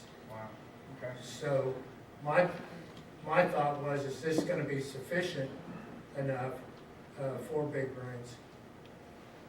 The water comes off of that, field, actually, your picture on down just a little below that runs into, they put a barrier up there because they run right into their house, Right. more than one. Right. And So water the winds up the size of getting the the, Red Cross In the property. hospital parking lot. right. And we understood that, and the size of the structures can handle the water. But what you're talking about is you're gonna have dirt come in and silt up Yes, sir. the structure. And so that's something that, It's, it doesn't happen all the time, but when we get very heavy rains, right, 5 inches or so, here it comes. yeah, And there's just, if he keeps that field planted, it's not as much, mhm. but if he doesn't, here comes the dirt. So that field is cultivated most of the time, but, It's HEL ground's what it is. Yeah. It's highly erodible. okay. So that's something, we could look at a couple different options to help keep that silt from getting in the structure. I hate to see this done, and then we end up with the same problem. Right. Because of the runoff. Right. But one of the things that will probably have to if it's something that just occurs a couple times a year, probably your best bet is just to go out and get it cleaned out when it happens. Right, Yeah. I agree with that. That's, How much raise is in that intersection compared to where it is now? You had those plans I can show you. They're over there somewhere.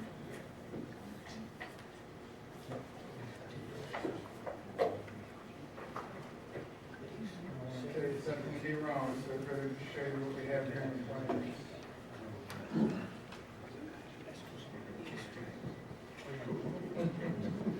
It's not a And then you just rode around it.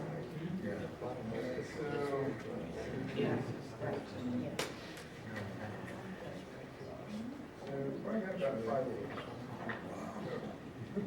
So this is your existing, that dash line right there. That's your existing ground, and then this is our proposed. So we raised it, what, You're gonna raise that 5 foot? yeah. Yeah, our finished grade there is, So are you gonna, like, the railroad tracks to the north, when you cross those, are you gonna go down and then back up to the intersection, or are you gonna come across there? yes, you will go down and come back up. So, railroad track. Gonna be, And you kind of see that already, but. here's your railroad tracks, they're running here. And so this is what the road's gonna do, from the railroad tracks come down. It's pretty flat through there, and it comes back up to the intersection.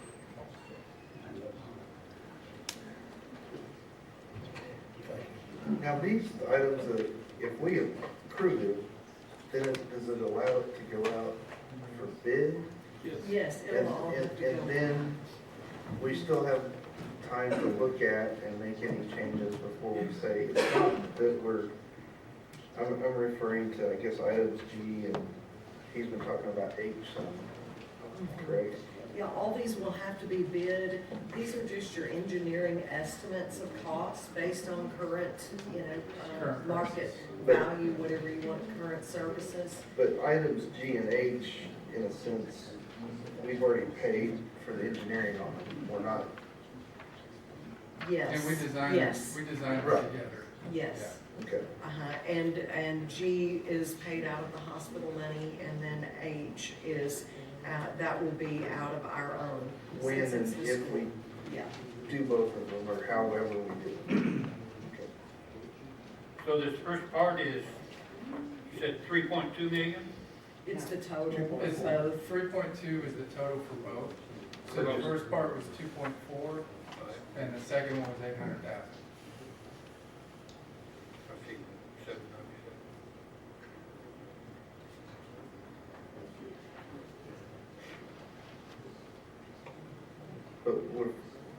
But item H, we can, I know that items G, we've talked about before with the hospital deal, but H is a little expanded project Of the what I hospital. see. Yes, yeah. So, but even if approving item H, there's still ways to look at even what you have, and once, if we get bids back and more discussion, then it's not. And one thing, this set we did as both of them together, but this can be split out so that if you want to let it as two separate projects, we can do that. Well, that's the way it's been presented, is two different projects. Yeah, because So, we've got two yeah. different funding sources, even though we'll try to work them all together. And we would be able to start on the road in August, because, as early as August, because the hospital heavy construction tear down will be completed in July. And so we would be able to start as soon as we can get a bid out and all of that, because now the hospital trust authority is asking us, so when are you starting on the road? Yeah. So they're ready But we to also start. have to get the right-of-way Right. acquired, the utilities moved, and so. Yes, but we couldn't do that earlier than August. Was items To G, start. G and H with concerns of public comments about making decisions that there might be a different council, with reference to these two items, we're still very much control of them. We've already done the engineering and we can bid them. And if someone chooses somebody to do different, they either cannot fund them or, I mean, isn't that correct? Yes, I mean, I'm saying- yes, I mean, the decision on whether this money is going to be spent, theoretically could be made by a different council. And if they wanted to do something different, that would be, Yeah, they have time to you do can that. reject all bids. But I did want to say, with respect to G, I mean, not doing this project or making any real changes to what the scope was, that was all part of the hospital. Well, I'm more referencing H probably. I Yeah. mean, G, we kind of, with the whole hospital thing and figuring out the financing and figuring out that we could do the road, I'm in agreement with that. There's just this other part is fairly new, but I don't want us, at least exposure to the actual design of it to me and the costs and stuff. But even if we approve it, there's still time to, if someone wanted to do something different, to have a discussion about that. That doesn't cost us money to approve H. Well, I mean, if you approve H, you're approving them to go ahead with the plans that they've presented Okay. tonight and to go out for bid. And that's for fine, that. what I'm Yeah. saying, but I'm not paying additional money, I'm not paying them, it's not something that I'm paying them $120,000 to come up with the plans. Right, right, yeah. What we're getting yeah, to Yeah. is my point, so. I'm just trying to kind of clarify for myself. So. Any more discussion? Do we have a motion?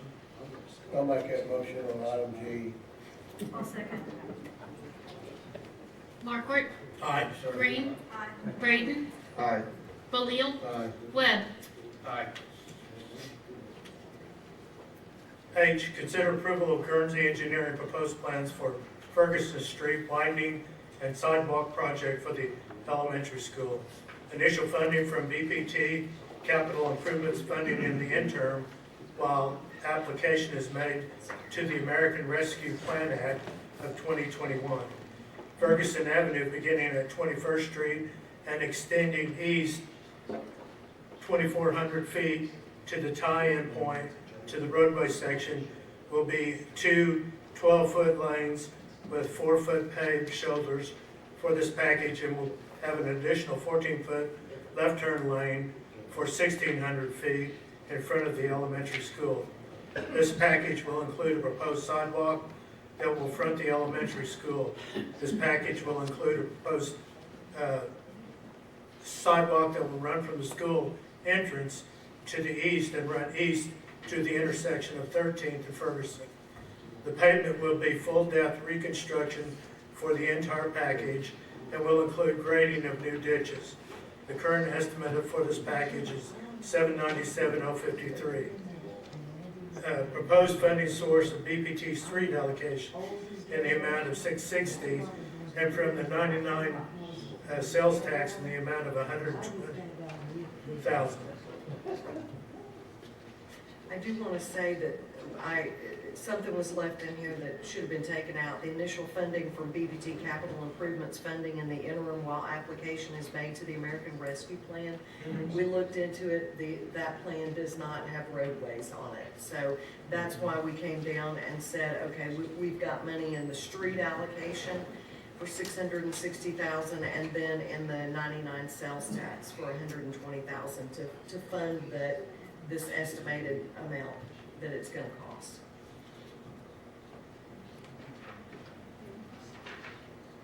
And this is the one that we got the $25,000 State Farm grant. State Farm. Yes, for the sidewalk.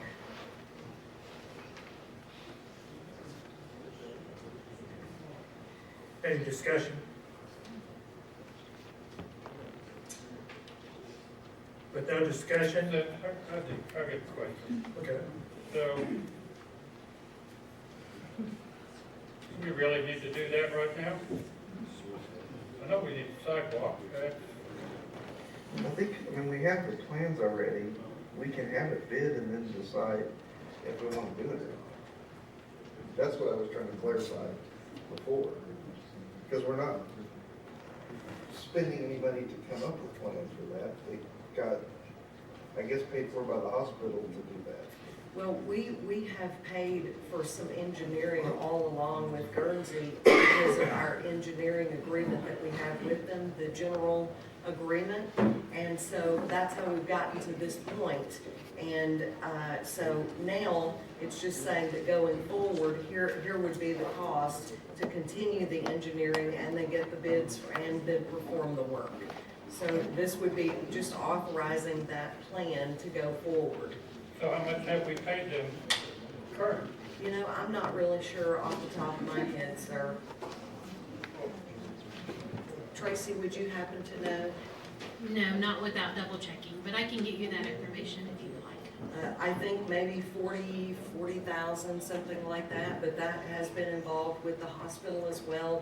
They've carried a portion of that. They'll carry a portion of that more. We did talk about the sidewalk that the elementary school asked us to do, knowing that there's a flooding issue right now in that area. We had to do engineering for the whole area, and so all of that is kind of interweaved in together. And we're talking about continuing that engineering because we have to do that to add in a middle turning lane for the elementary school. That has been a priority and talked about in this council many, many times. We talked about it whenever we talked about what we wanted to do with 13th and Ferguson and making the turn lanes.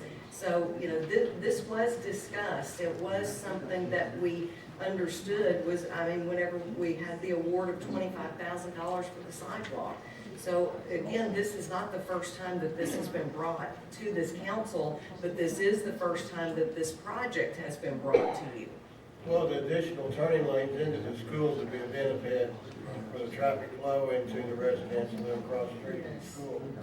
And if you don't do this project along with the 13th Street project, then whenever you decide to do it, you immobilize the equipment back to that location and pay more for that equipment to be immobilized to there.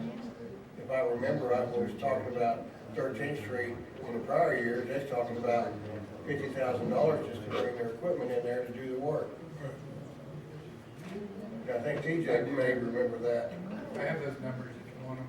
Okay. So our total contract was $79,239.60, and basically it was 25% that the city of Blackwell paid, and the BHTA paid 75%.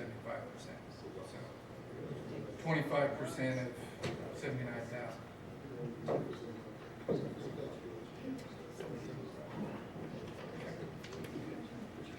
Any other questions? I'll make a motion, we approve the proposal. A second.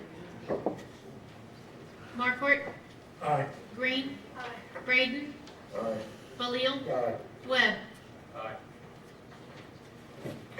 I consider approval of Guernsey engineering proposal for scope and fee for design services on the new public safety training center. Location is along southeast corner of 13th and Ferguson in Blackwell, Oklahoma. The project may be constructed in 3 phases between 2021, 2022, and 2023. For discussion with city administration on March 24th and 30th, 2021. Guernsey will provide design fee for the complete project with phase 2 and 3 identified. Total fees approval is $335,786. Proposed funding to come from the 99 sales tax fund.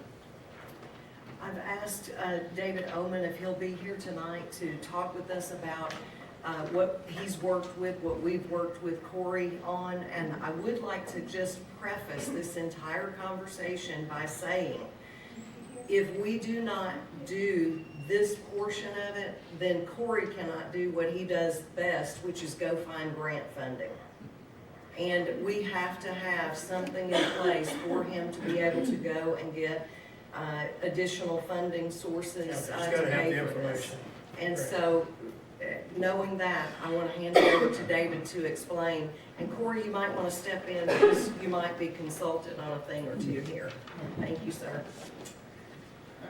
Thank you, Mayor and council members and Janet and Bryce. Again, this is on the project that she's referring to is at the corner of Southwest 13th and Ferguson.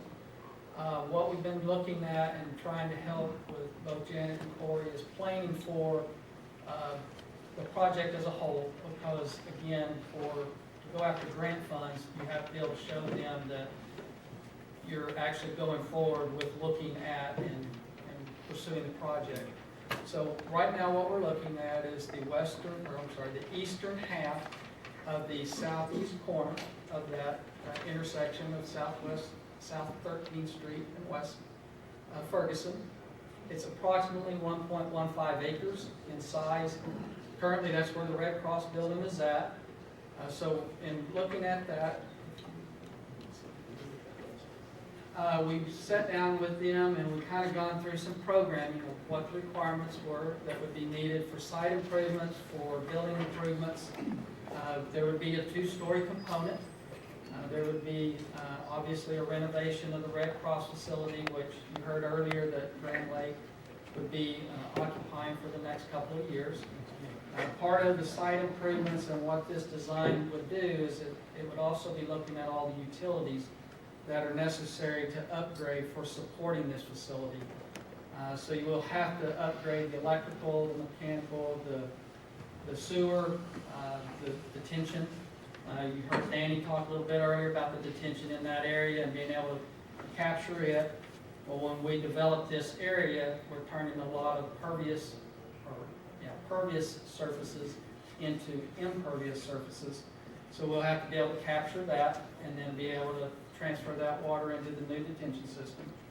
So those are some of the things that we've walked through on the programming. So concept-wise, what we're looking at, the lower box is the Red Cross facility. And then, do we have a pointer or something I can point with that we use? Can I come on? Perfect. So this portion right here, this is the Red Cross building as it sits today. And what we would do is look at renovating that in the near future. This portion right here, and then obviously the equipment storage, that is the addition that we would be looking at. And then in one of the future phases I'll talk about in just a second would be the actual training facility for both fire and police personnel. Next slide. So again, this is just a concept of what it could look like. Building structure can be a pre-engineered metal building, it can be conventional framing, but the intent is to do kind of an economical, large structure that can support equipment, and then obviously the lower, smaller building to the left-hand side, that is the Red Cross.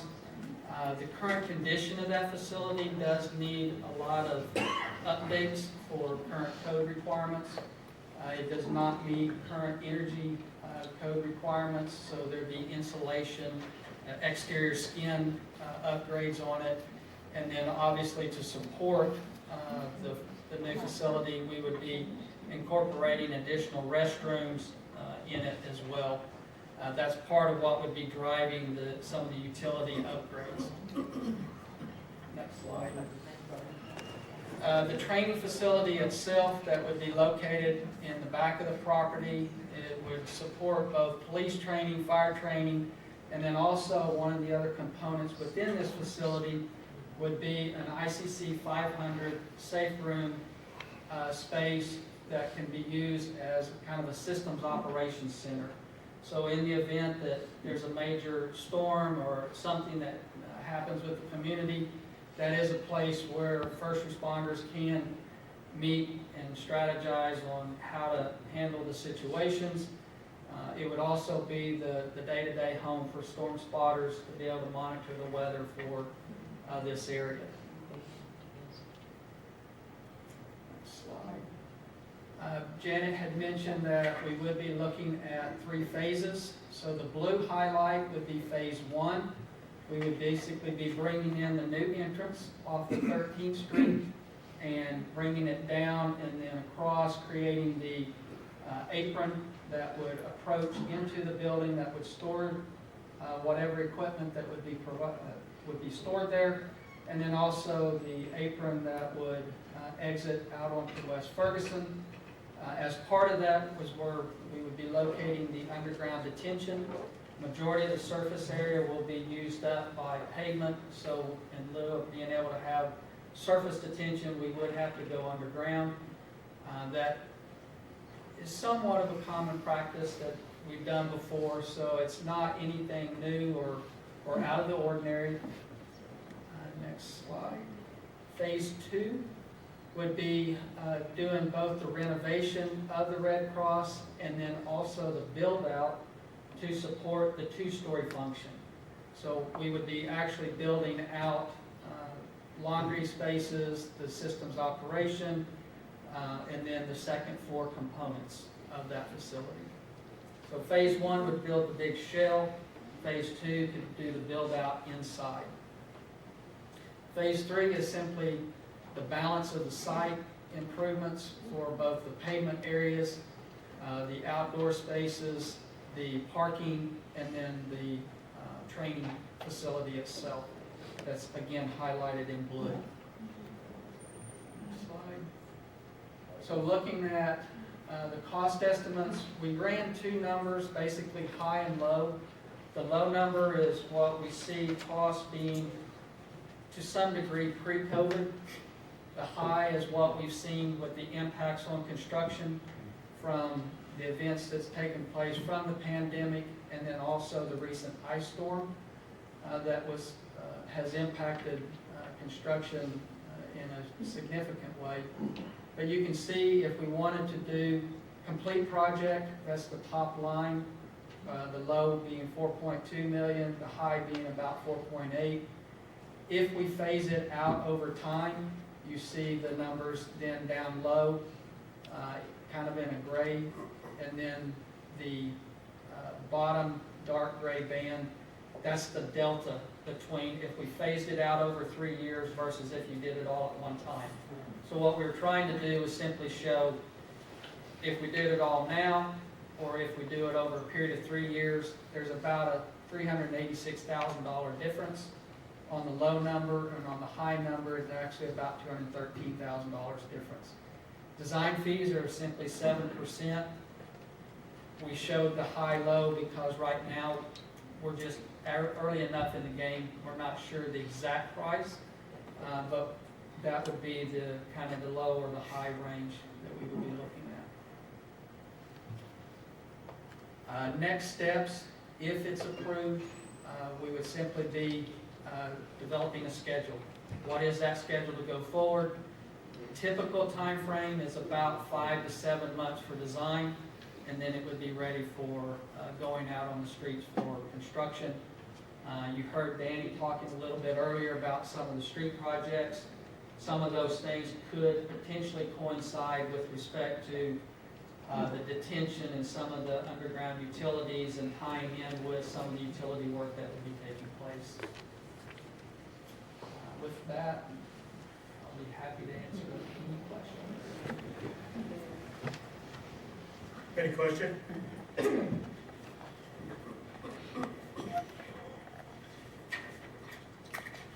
I don't have a question for you, sir, at the presentation, but if you've been sitting here tonight, you see that we are faced with multiple millions of dollars of different projects. I am, for one, I am not in favor of proceeding with this at this time.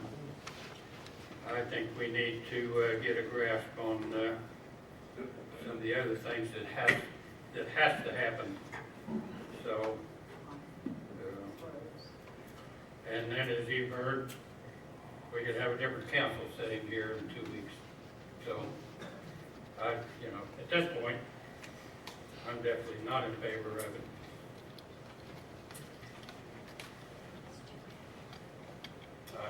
Any other I would motion? like for it to be tabled. I would second the motion to table it for a month. One more time to think about it with all these other things, kind of, it's a lot to take in. It's hard because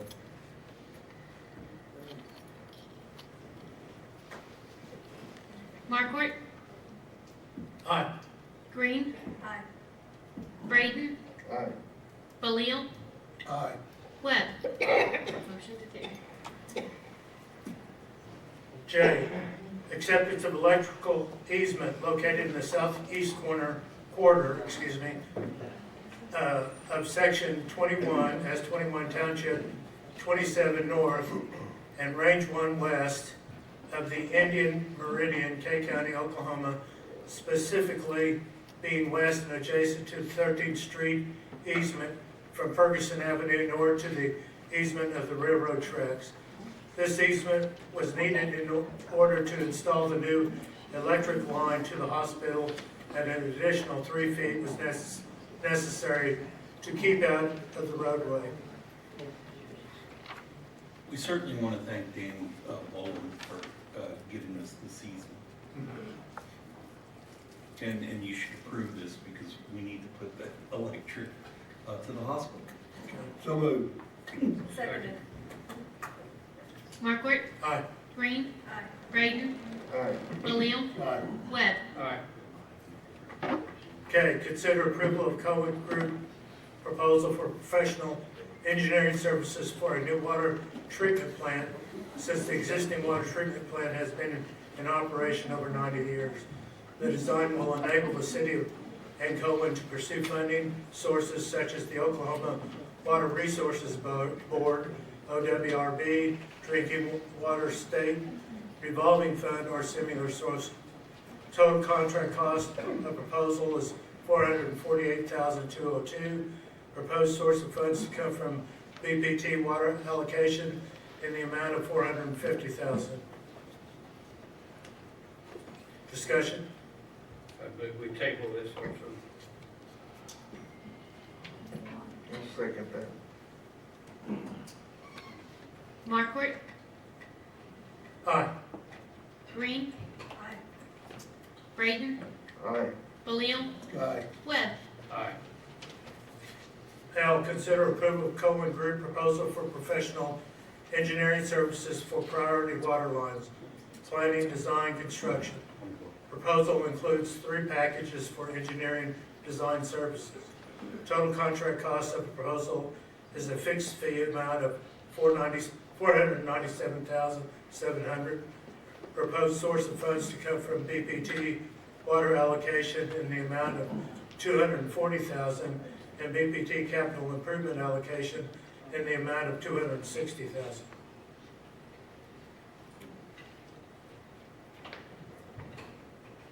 Phil, I think it's your turn. I don't know. Mayor, what would you like to do? Do you have any questions since our workshop? When you're talking priority water lines, again, what is that? What does that entail, sir? That's what we show on that contract. It's that attachment A1, A2. Yeah, we can bring that up. Should be at the end of the contract. Yeah, it's a total of 50,000 linear feet of water line. And there's the.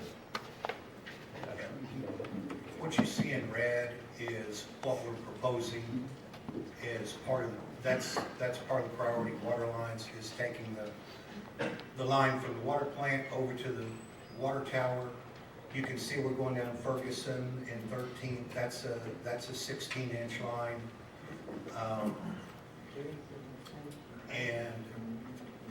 You can see we're putting another 16-inch line on the other side of Doolin. I'm sorry, sir. Can you got a hard copy of that? Yeah, I did. It should be in there somewhere. It's at the last page. Isn't it? It's item 16, 8L. Item 16? Yes, 8L.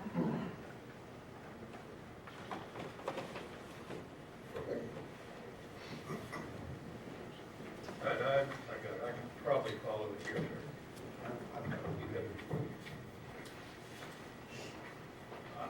Okay, thank you. So you want to see the hard copy? Yeah.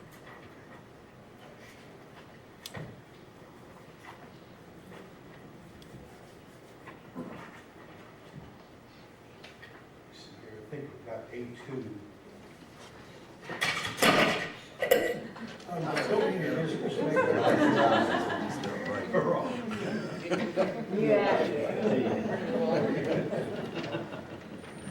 Just so you know, I'm not trying to give you a hard time. Okay?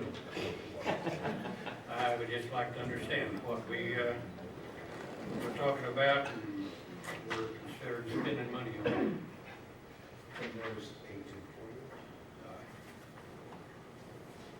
you. This was the one that roughly you were saying, like, you were looking at maybe doing a 2-year thing, and it was about 10 million. It's going to take 2 years to do this and what's on A2, on the other exhibit. It will take, just from start to finish, once we start our design and go out to bid, get DEQ permits, and go to construction, it's going to take probably 2 years to do this. And that's approximately $10 million project? Approximately, yes. Is there a way to divide it up? Well, or is it all needs to happen at the same time? Well, I've tried to break them up into 3 packages so that we can do it in smaller chunks. The line from the water plant to the tower, that needs to be all one shot. But all the other lines, I mean, those could be deferred if you want to. But once the engineering's done, we could break up that 10 million total roughly into other parts. Yeah, sure. Yes. Yeah, and as a matter of fact, I mean, if you look at that A2, you can see those dashed lines. You've already paid us to do that design. We're just reusing those sheets and putting it into the bid package, along with some other lines. And we did that so it would make sense, so it would be a complete project and not have some loose ends to it. And so we broke it up so that the top part was one project, and then we did go ahead on that exhibit A2. If you could switch that to A2, you can see along the 13th, we did take that all the way down to Ferguson, just so that that was all done at the same time. Now, there are some pressure regulators that are in this that we'll have to build those to, because obviously when we do this, we're going to need to regulate the pressure to the other zones, so that's something else that does need to be done. So that's not included in. It's in the proposal. It's just they're not. If you go back to A1, you can see we identified the new PRVs. Mm-hmm. Okay. One in Doolin, on 13th, we show one in Doolin and Blackwell and Ferguson. And then we're setting one at the tower and also at the water plant. And so those regulators need to be done as well. But that's all included in this, the fee for this proposed item? Yes, yes. Everything you see in red is what we've got in our proposal.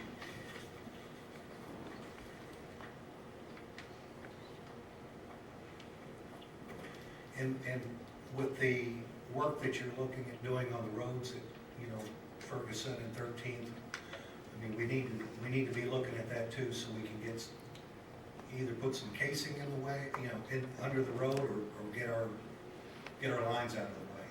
So, but there's stuff. I mean, we could put that line on Ferguson, follow the railroad tracks. But one of the reasons I picked that route was so we would have a higher pressure line that would be going in front of the fire station. It would be going in that area where more development is going on. So there's some reasons for putting it in Ferguson, and so there are going to be some things we have to overcome to put that there.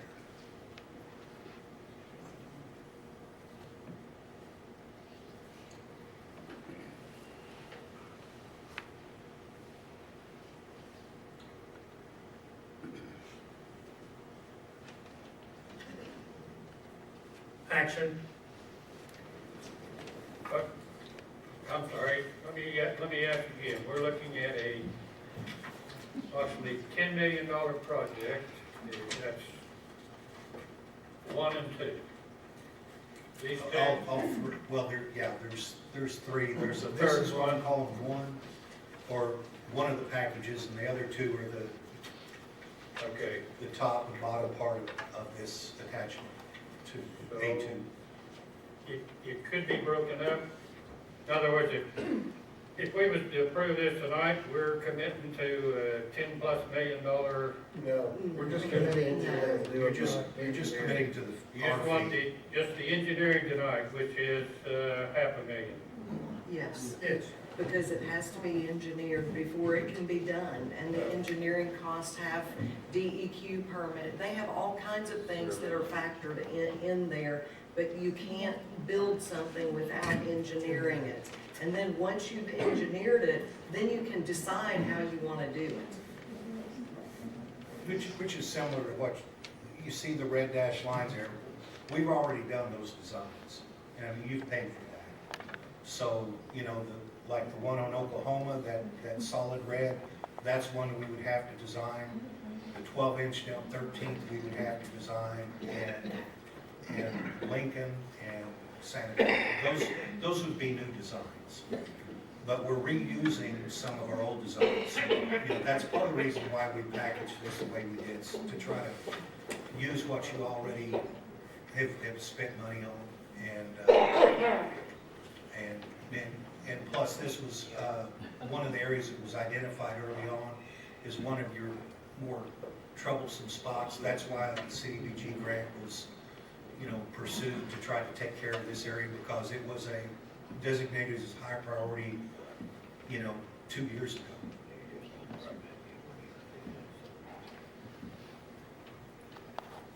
Any further questions? Do we have a motion? I'll make that motion. I'll second. Markwart, Aye. Green, Aye. Braden,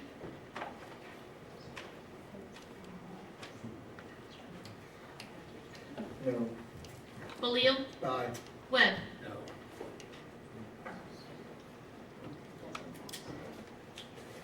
M, City of Blackwell, BMA, Terms and Conditions of Service. These are in your folder. These are actually something that we've been working on since June with city staff, administration, just to, this document that you have in your hand was 3 or 4 or 5 or 6 documents that were all over the place. And I worked with Dave Keene, Clay Johns, Greg Sixkiller, all of those guys. Bryce also, we pulled in all of the terms and conditions that are just gonna be spelled out. These have not been updated since the 80s. I mean, I don't 40 even years know. ago. A very long time, and the guys have been asking that we do something like this, and it's much needed. So this is a lot of hours of work and determination to get it into one document, and so we're just asking you to approve it tonight. It doesn't include any cost in it, it's just really policies and procedures. But for Any instance, questions? for instance, it sets out policies and procedures for line extensions, requiring developers to pay their fair share. If you don't have that in, except for an economic development agreement, where you may agree to do something, it's got notice and opportunity to be heard before utilities are shut off. It's got great procedure in it. I mean, I totally endorse, and it's been a long time in coming, I totally endorse the council approving this document and BMA approving it too. And then if there's any, if there's any issues with it, we can come back and amend it, just like we did the purchasing manual. But it's been gone over a number of times and many times, and I think it's a dramatic improvement to what you have right now. In that case, may we approve? Second. Markwart, Aye. Green, Aye. Braden, Aye. Balil, Aye. Webb. Aye. And declare lots 19 and 20, block 119, original town of the city of Blackwell in accordance with a recorded plat to include the building upon which it sits real property as surplus real property, no longer necessary for a municipal purpose, and quiet claim the real property to Panda Property Management LLC, a Kansas limited liability company, and to accept $8,500 for the property.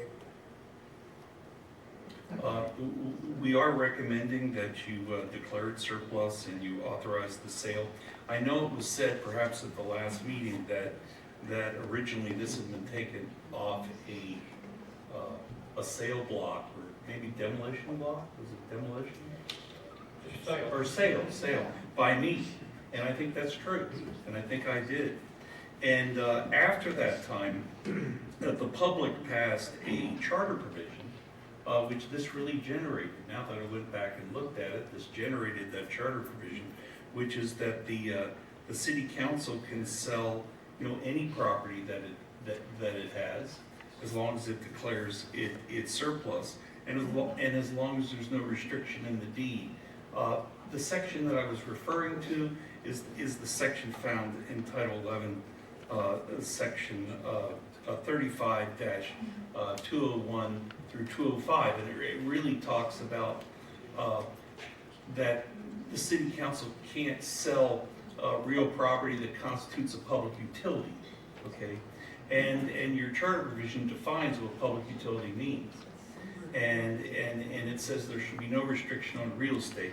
And the neat thing about that charter, that state law, is it says that this is the law, except for cities that have a charter provision, which is different, okay? And the public adopted that charter provision, which was different.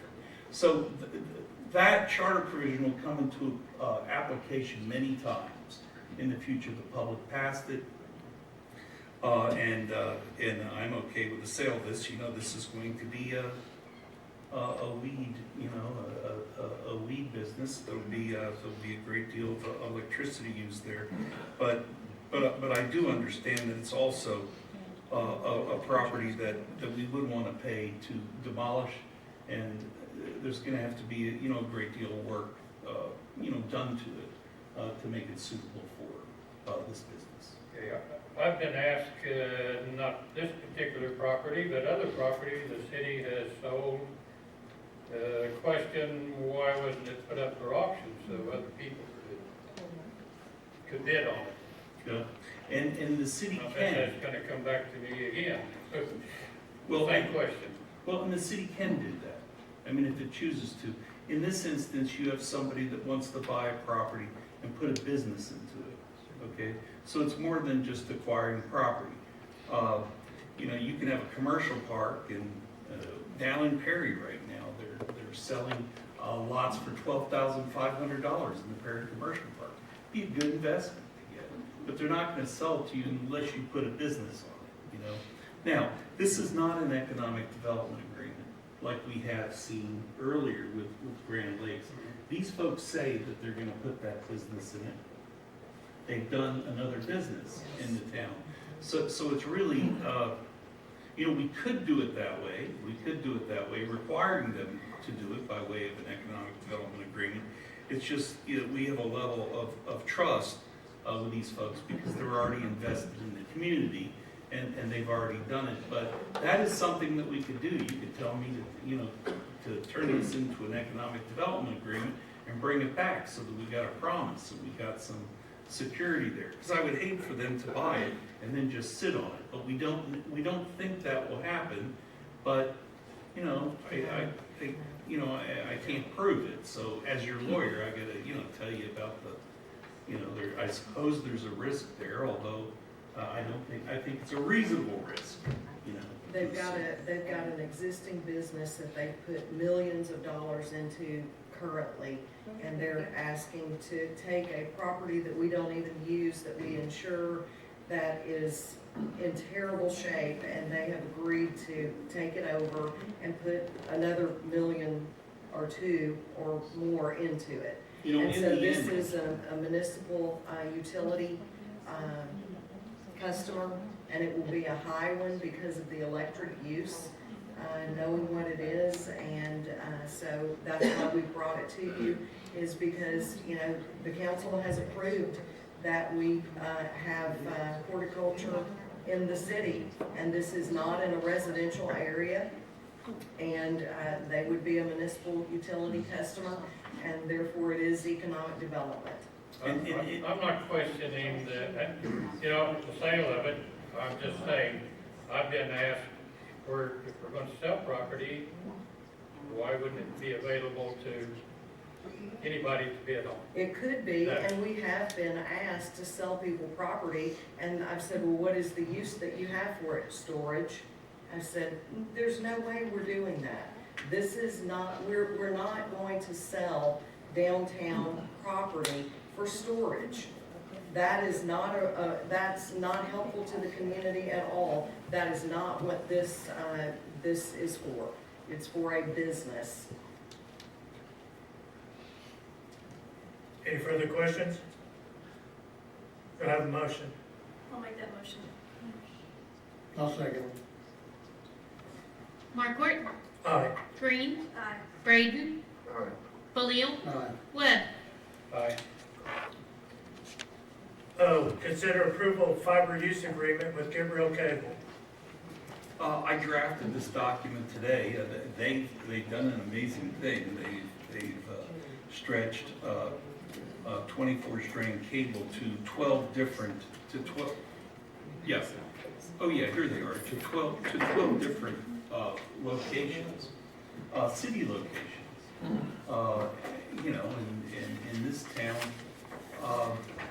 you know, some of those locations, phone service and all, have to rely on line of sight, internet, that, you know, that when the trees get full of leaves, the telephones don't work and the internet is spotty. So Get Real's actually gone out and put in $50,000 worth of fiber to these 12 different locations, and they're dedicating it to our use. And so we can subscribe to telephone service, internet service, all those services there. And they're gonna charge us $700 per year, which is really an outstanding price. We're gonna pay them at the time that they have to pay us for the pole agreement payment. So we may just, but that payment is thousands of dollars. It's 8,000. Yeah. A little over 8,000.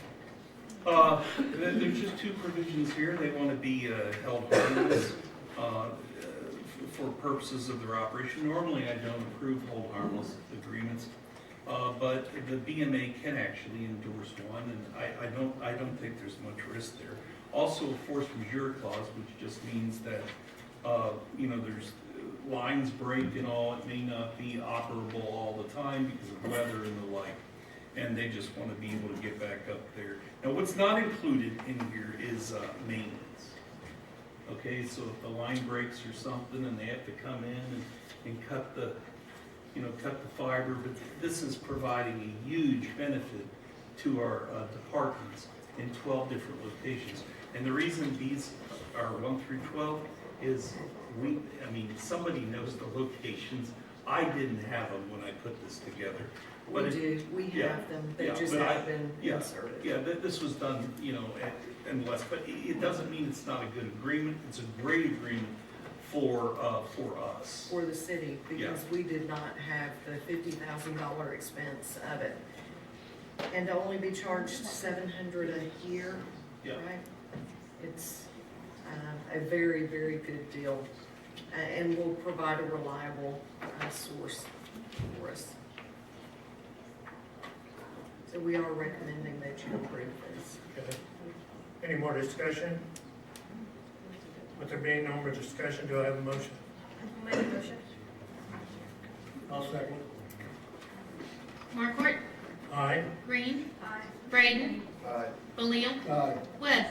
Aye. P, presentation of city employee performance evaluation results for the city manager, Janet Smith. Well, I've been asked to go over these results. These are with the staff. As you know, you took this test too. We're not going to go over your test in front of everyone, but we are going to go over the staff, because the staff are paid, and the staff work with Janet, and it's SurveyMonkey. TJ turned us on to SurveyMonkey a few years ago. It's anonymous. It gets sent to somebody else. There are no names associated with it. So it's hopeful that the folks that use it, you know, don't know, so they answer honestly. Now, there's a lot of questions here. I'm going to go through a number of them and just tell you how she fared. And there's some points of this that are interesting. But verbal communication skills, 67% either strongly approved or approved. And the criteria here is strongly approve, neither approved nor disapprove, disapprove, or strongly disapprove. So, you know, 66% or 67% were either strongly approve or approve. The rest are scattered out. Disapprove and strongly disapprove is about 17%. Written communication skills, now you're up to 75% are strongly approve or approve. There's 16% neither approve or disapprove, and 8.33 disapprove. Presentation skills. The first three categories is everybody. And there's no strongly disapprove or disapprove. Composure, appearance, and attitude appropriate for executive position. At this point, there's only 16.67% that strongly approve, but if you take the strongly approve and approve together, you're way over 50%. There were 33% that neither approved nor disapproved, and 8.33% that disapprove, nobody strongly disapproved. Able to relate well to others, makes people feel at ease even in difficult situations. Strongly approved got 8.33%, which is lower than the other scores that she got. But together, approve and strongly approve, the number is 65-67% of the staff believe that. There were 25% of the staff that disapproved. Able to gain trust and confidence of the organization, well over 50% strongly approved or approved.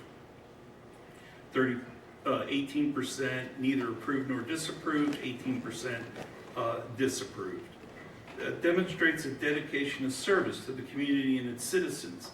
75% strongly approve or approve. The other ones, almost in each one, there's 16% that neither approve nor disapprove, and there's an 8.33% that disapprove. Fosters cooperative communication and working relationships within the organization. 100% either strongly approved, approved, or neither approved nor disapproved. Skilled in negotiation in various scenarios. That's kind of scattered. 41.67 strongly approved, 25% approved, 16% neither approved nor disapproved, and then 16% disapproved, 0% strongly disapproved. Demonstrates sensitivity to individuals, groups as appropriate. Strongly approved, 16.67%. Approved, 41.67%, and then it was scattered. Demonstrates a capacity for innovation and creativity. 75% strongly approve or approve. Ability to analyze problems and develop effective approaches for solving them. 75% strongly approve or approve. Is forthright and honest in all relationships. Strongly approved, 25%. But approve, neither approve nor disapprove, is 92% of the responses. Supports and manages in accordance with identified city values. That one is nearly 100% are the first three categories. Provide city staff with direction and management according to high performance government models. 83% strongly approve or approve. Uses sound judgment in decision making.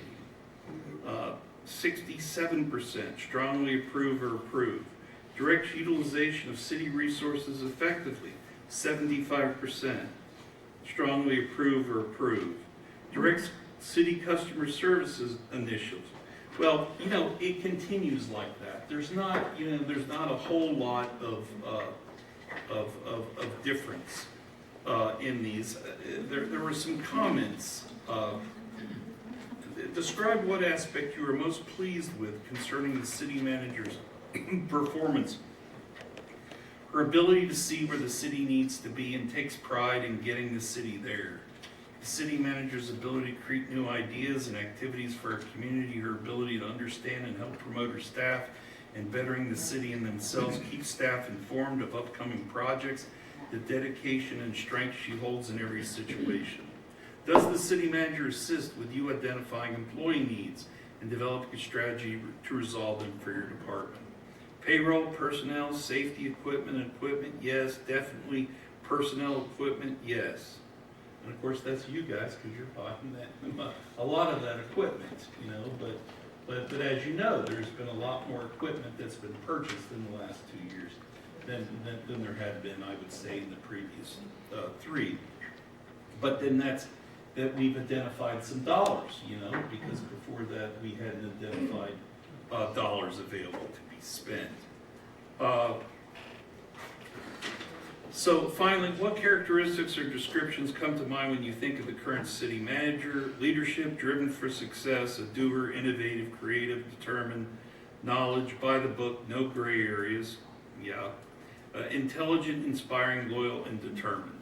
Now, you know, if we gave everybody an opportunity to come up here and give their opinion, there would be lots of varied opinions. You know, change is hard and lots have it. And I'm just a lawyer, so I'm just reading the results here. In fact, I'm now just reading this letter. You know, but there was a letter written by the first city manager, and you guys have to tell me if you want to hear it. You know, I don't. okay. Yes. Well, What? I mean, does anybody else want to hear it? If you want to hear it, I'll read it. I mean, it's the letter that was in there from Jim Willis. Yeah, do you have the letter? Yeah. Okay, so everybody has the letter, okay. Yeah, I didn't know that it was part of the package. So that's kind of those survey results, and I would say it was basically positive among the staff. Some say that you shouldn't get mad. You know, you get a little, you get a little angrier once. Not angry, but you know. I'm passionate. Passionate, yes. I think I used the word aggressive, and that wasn't the right word, but passionate. And so am I. So that's the presentation. Okay, council, do you want me to go on to the Blackwell Municipal Authority, or do you want to go into executive session? I just think go in executive session. Okay. All right. I'll make that motion. Second. Markort, Aye. Green, Braden, Aye. Balil, Aye. Webb. Aye.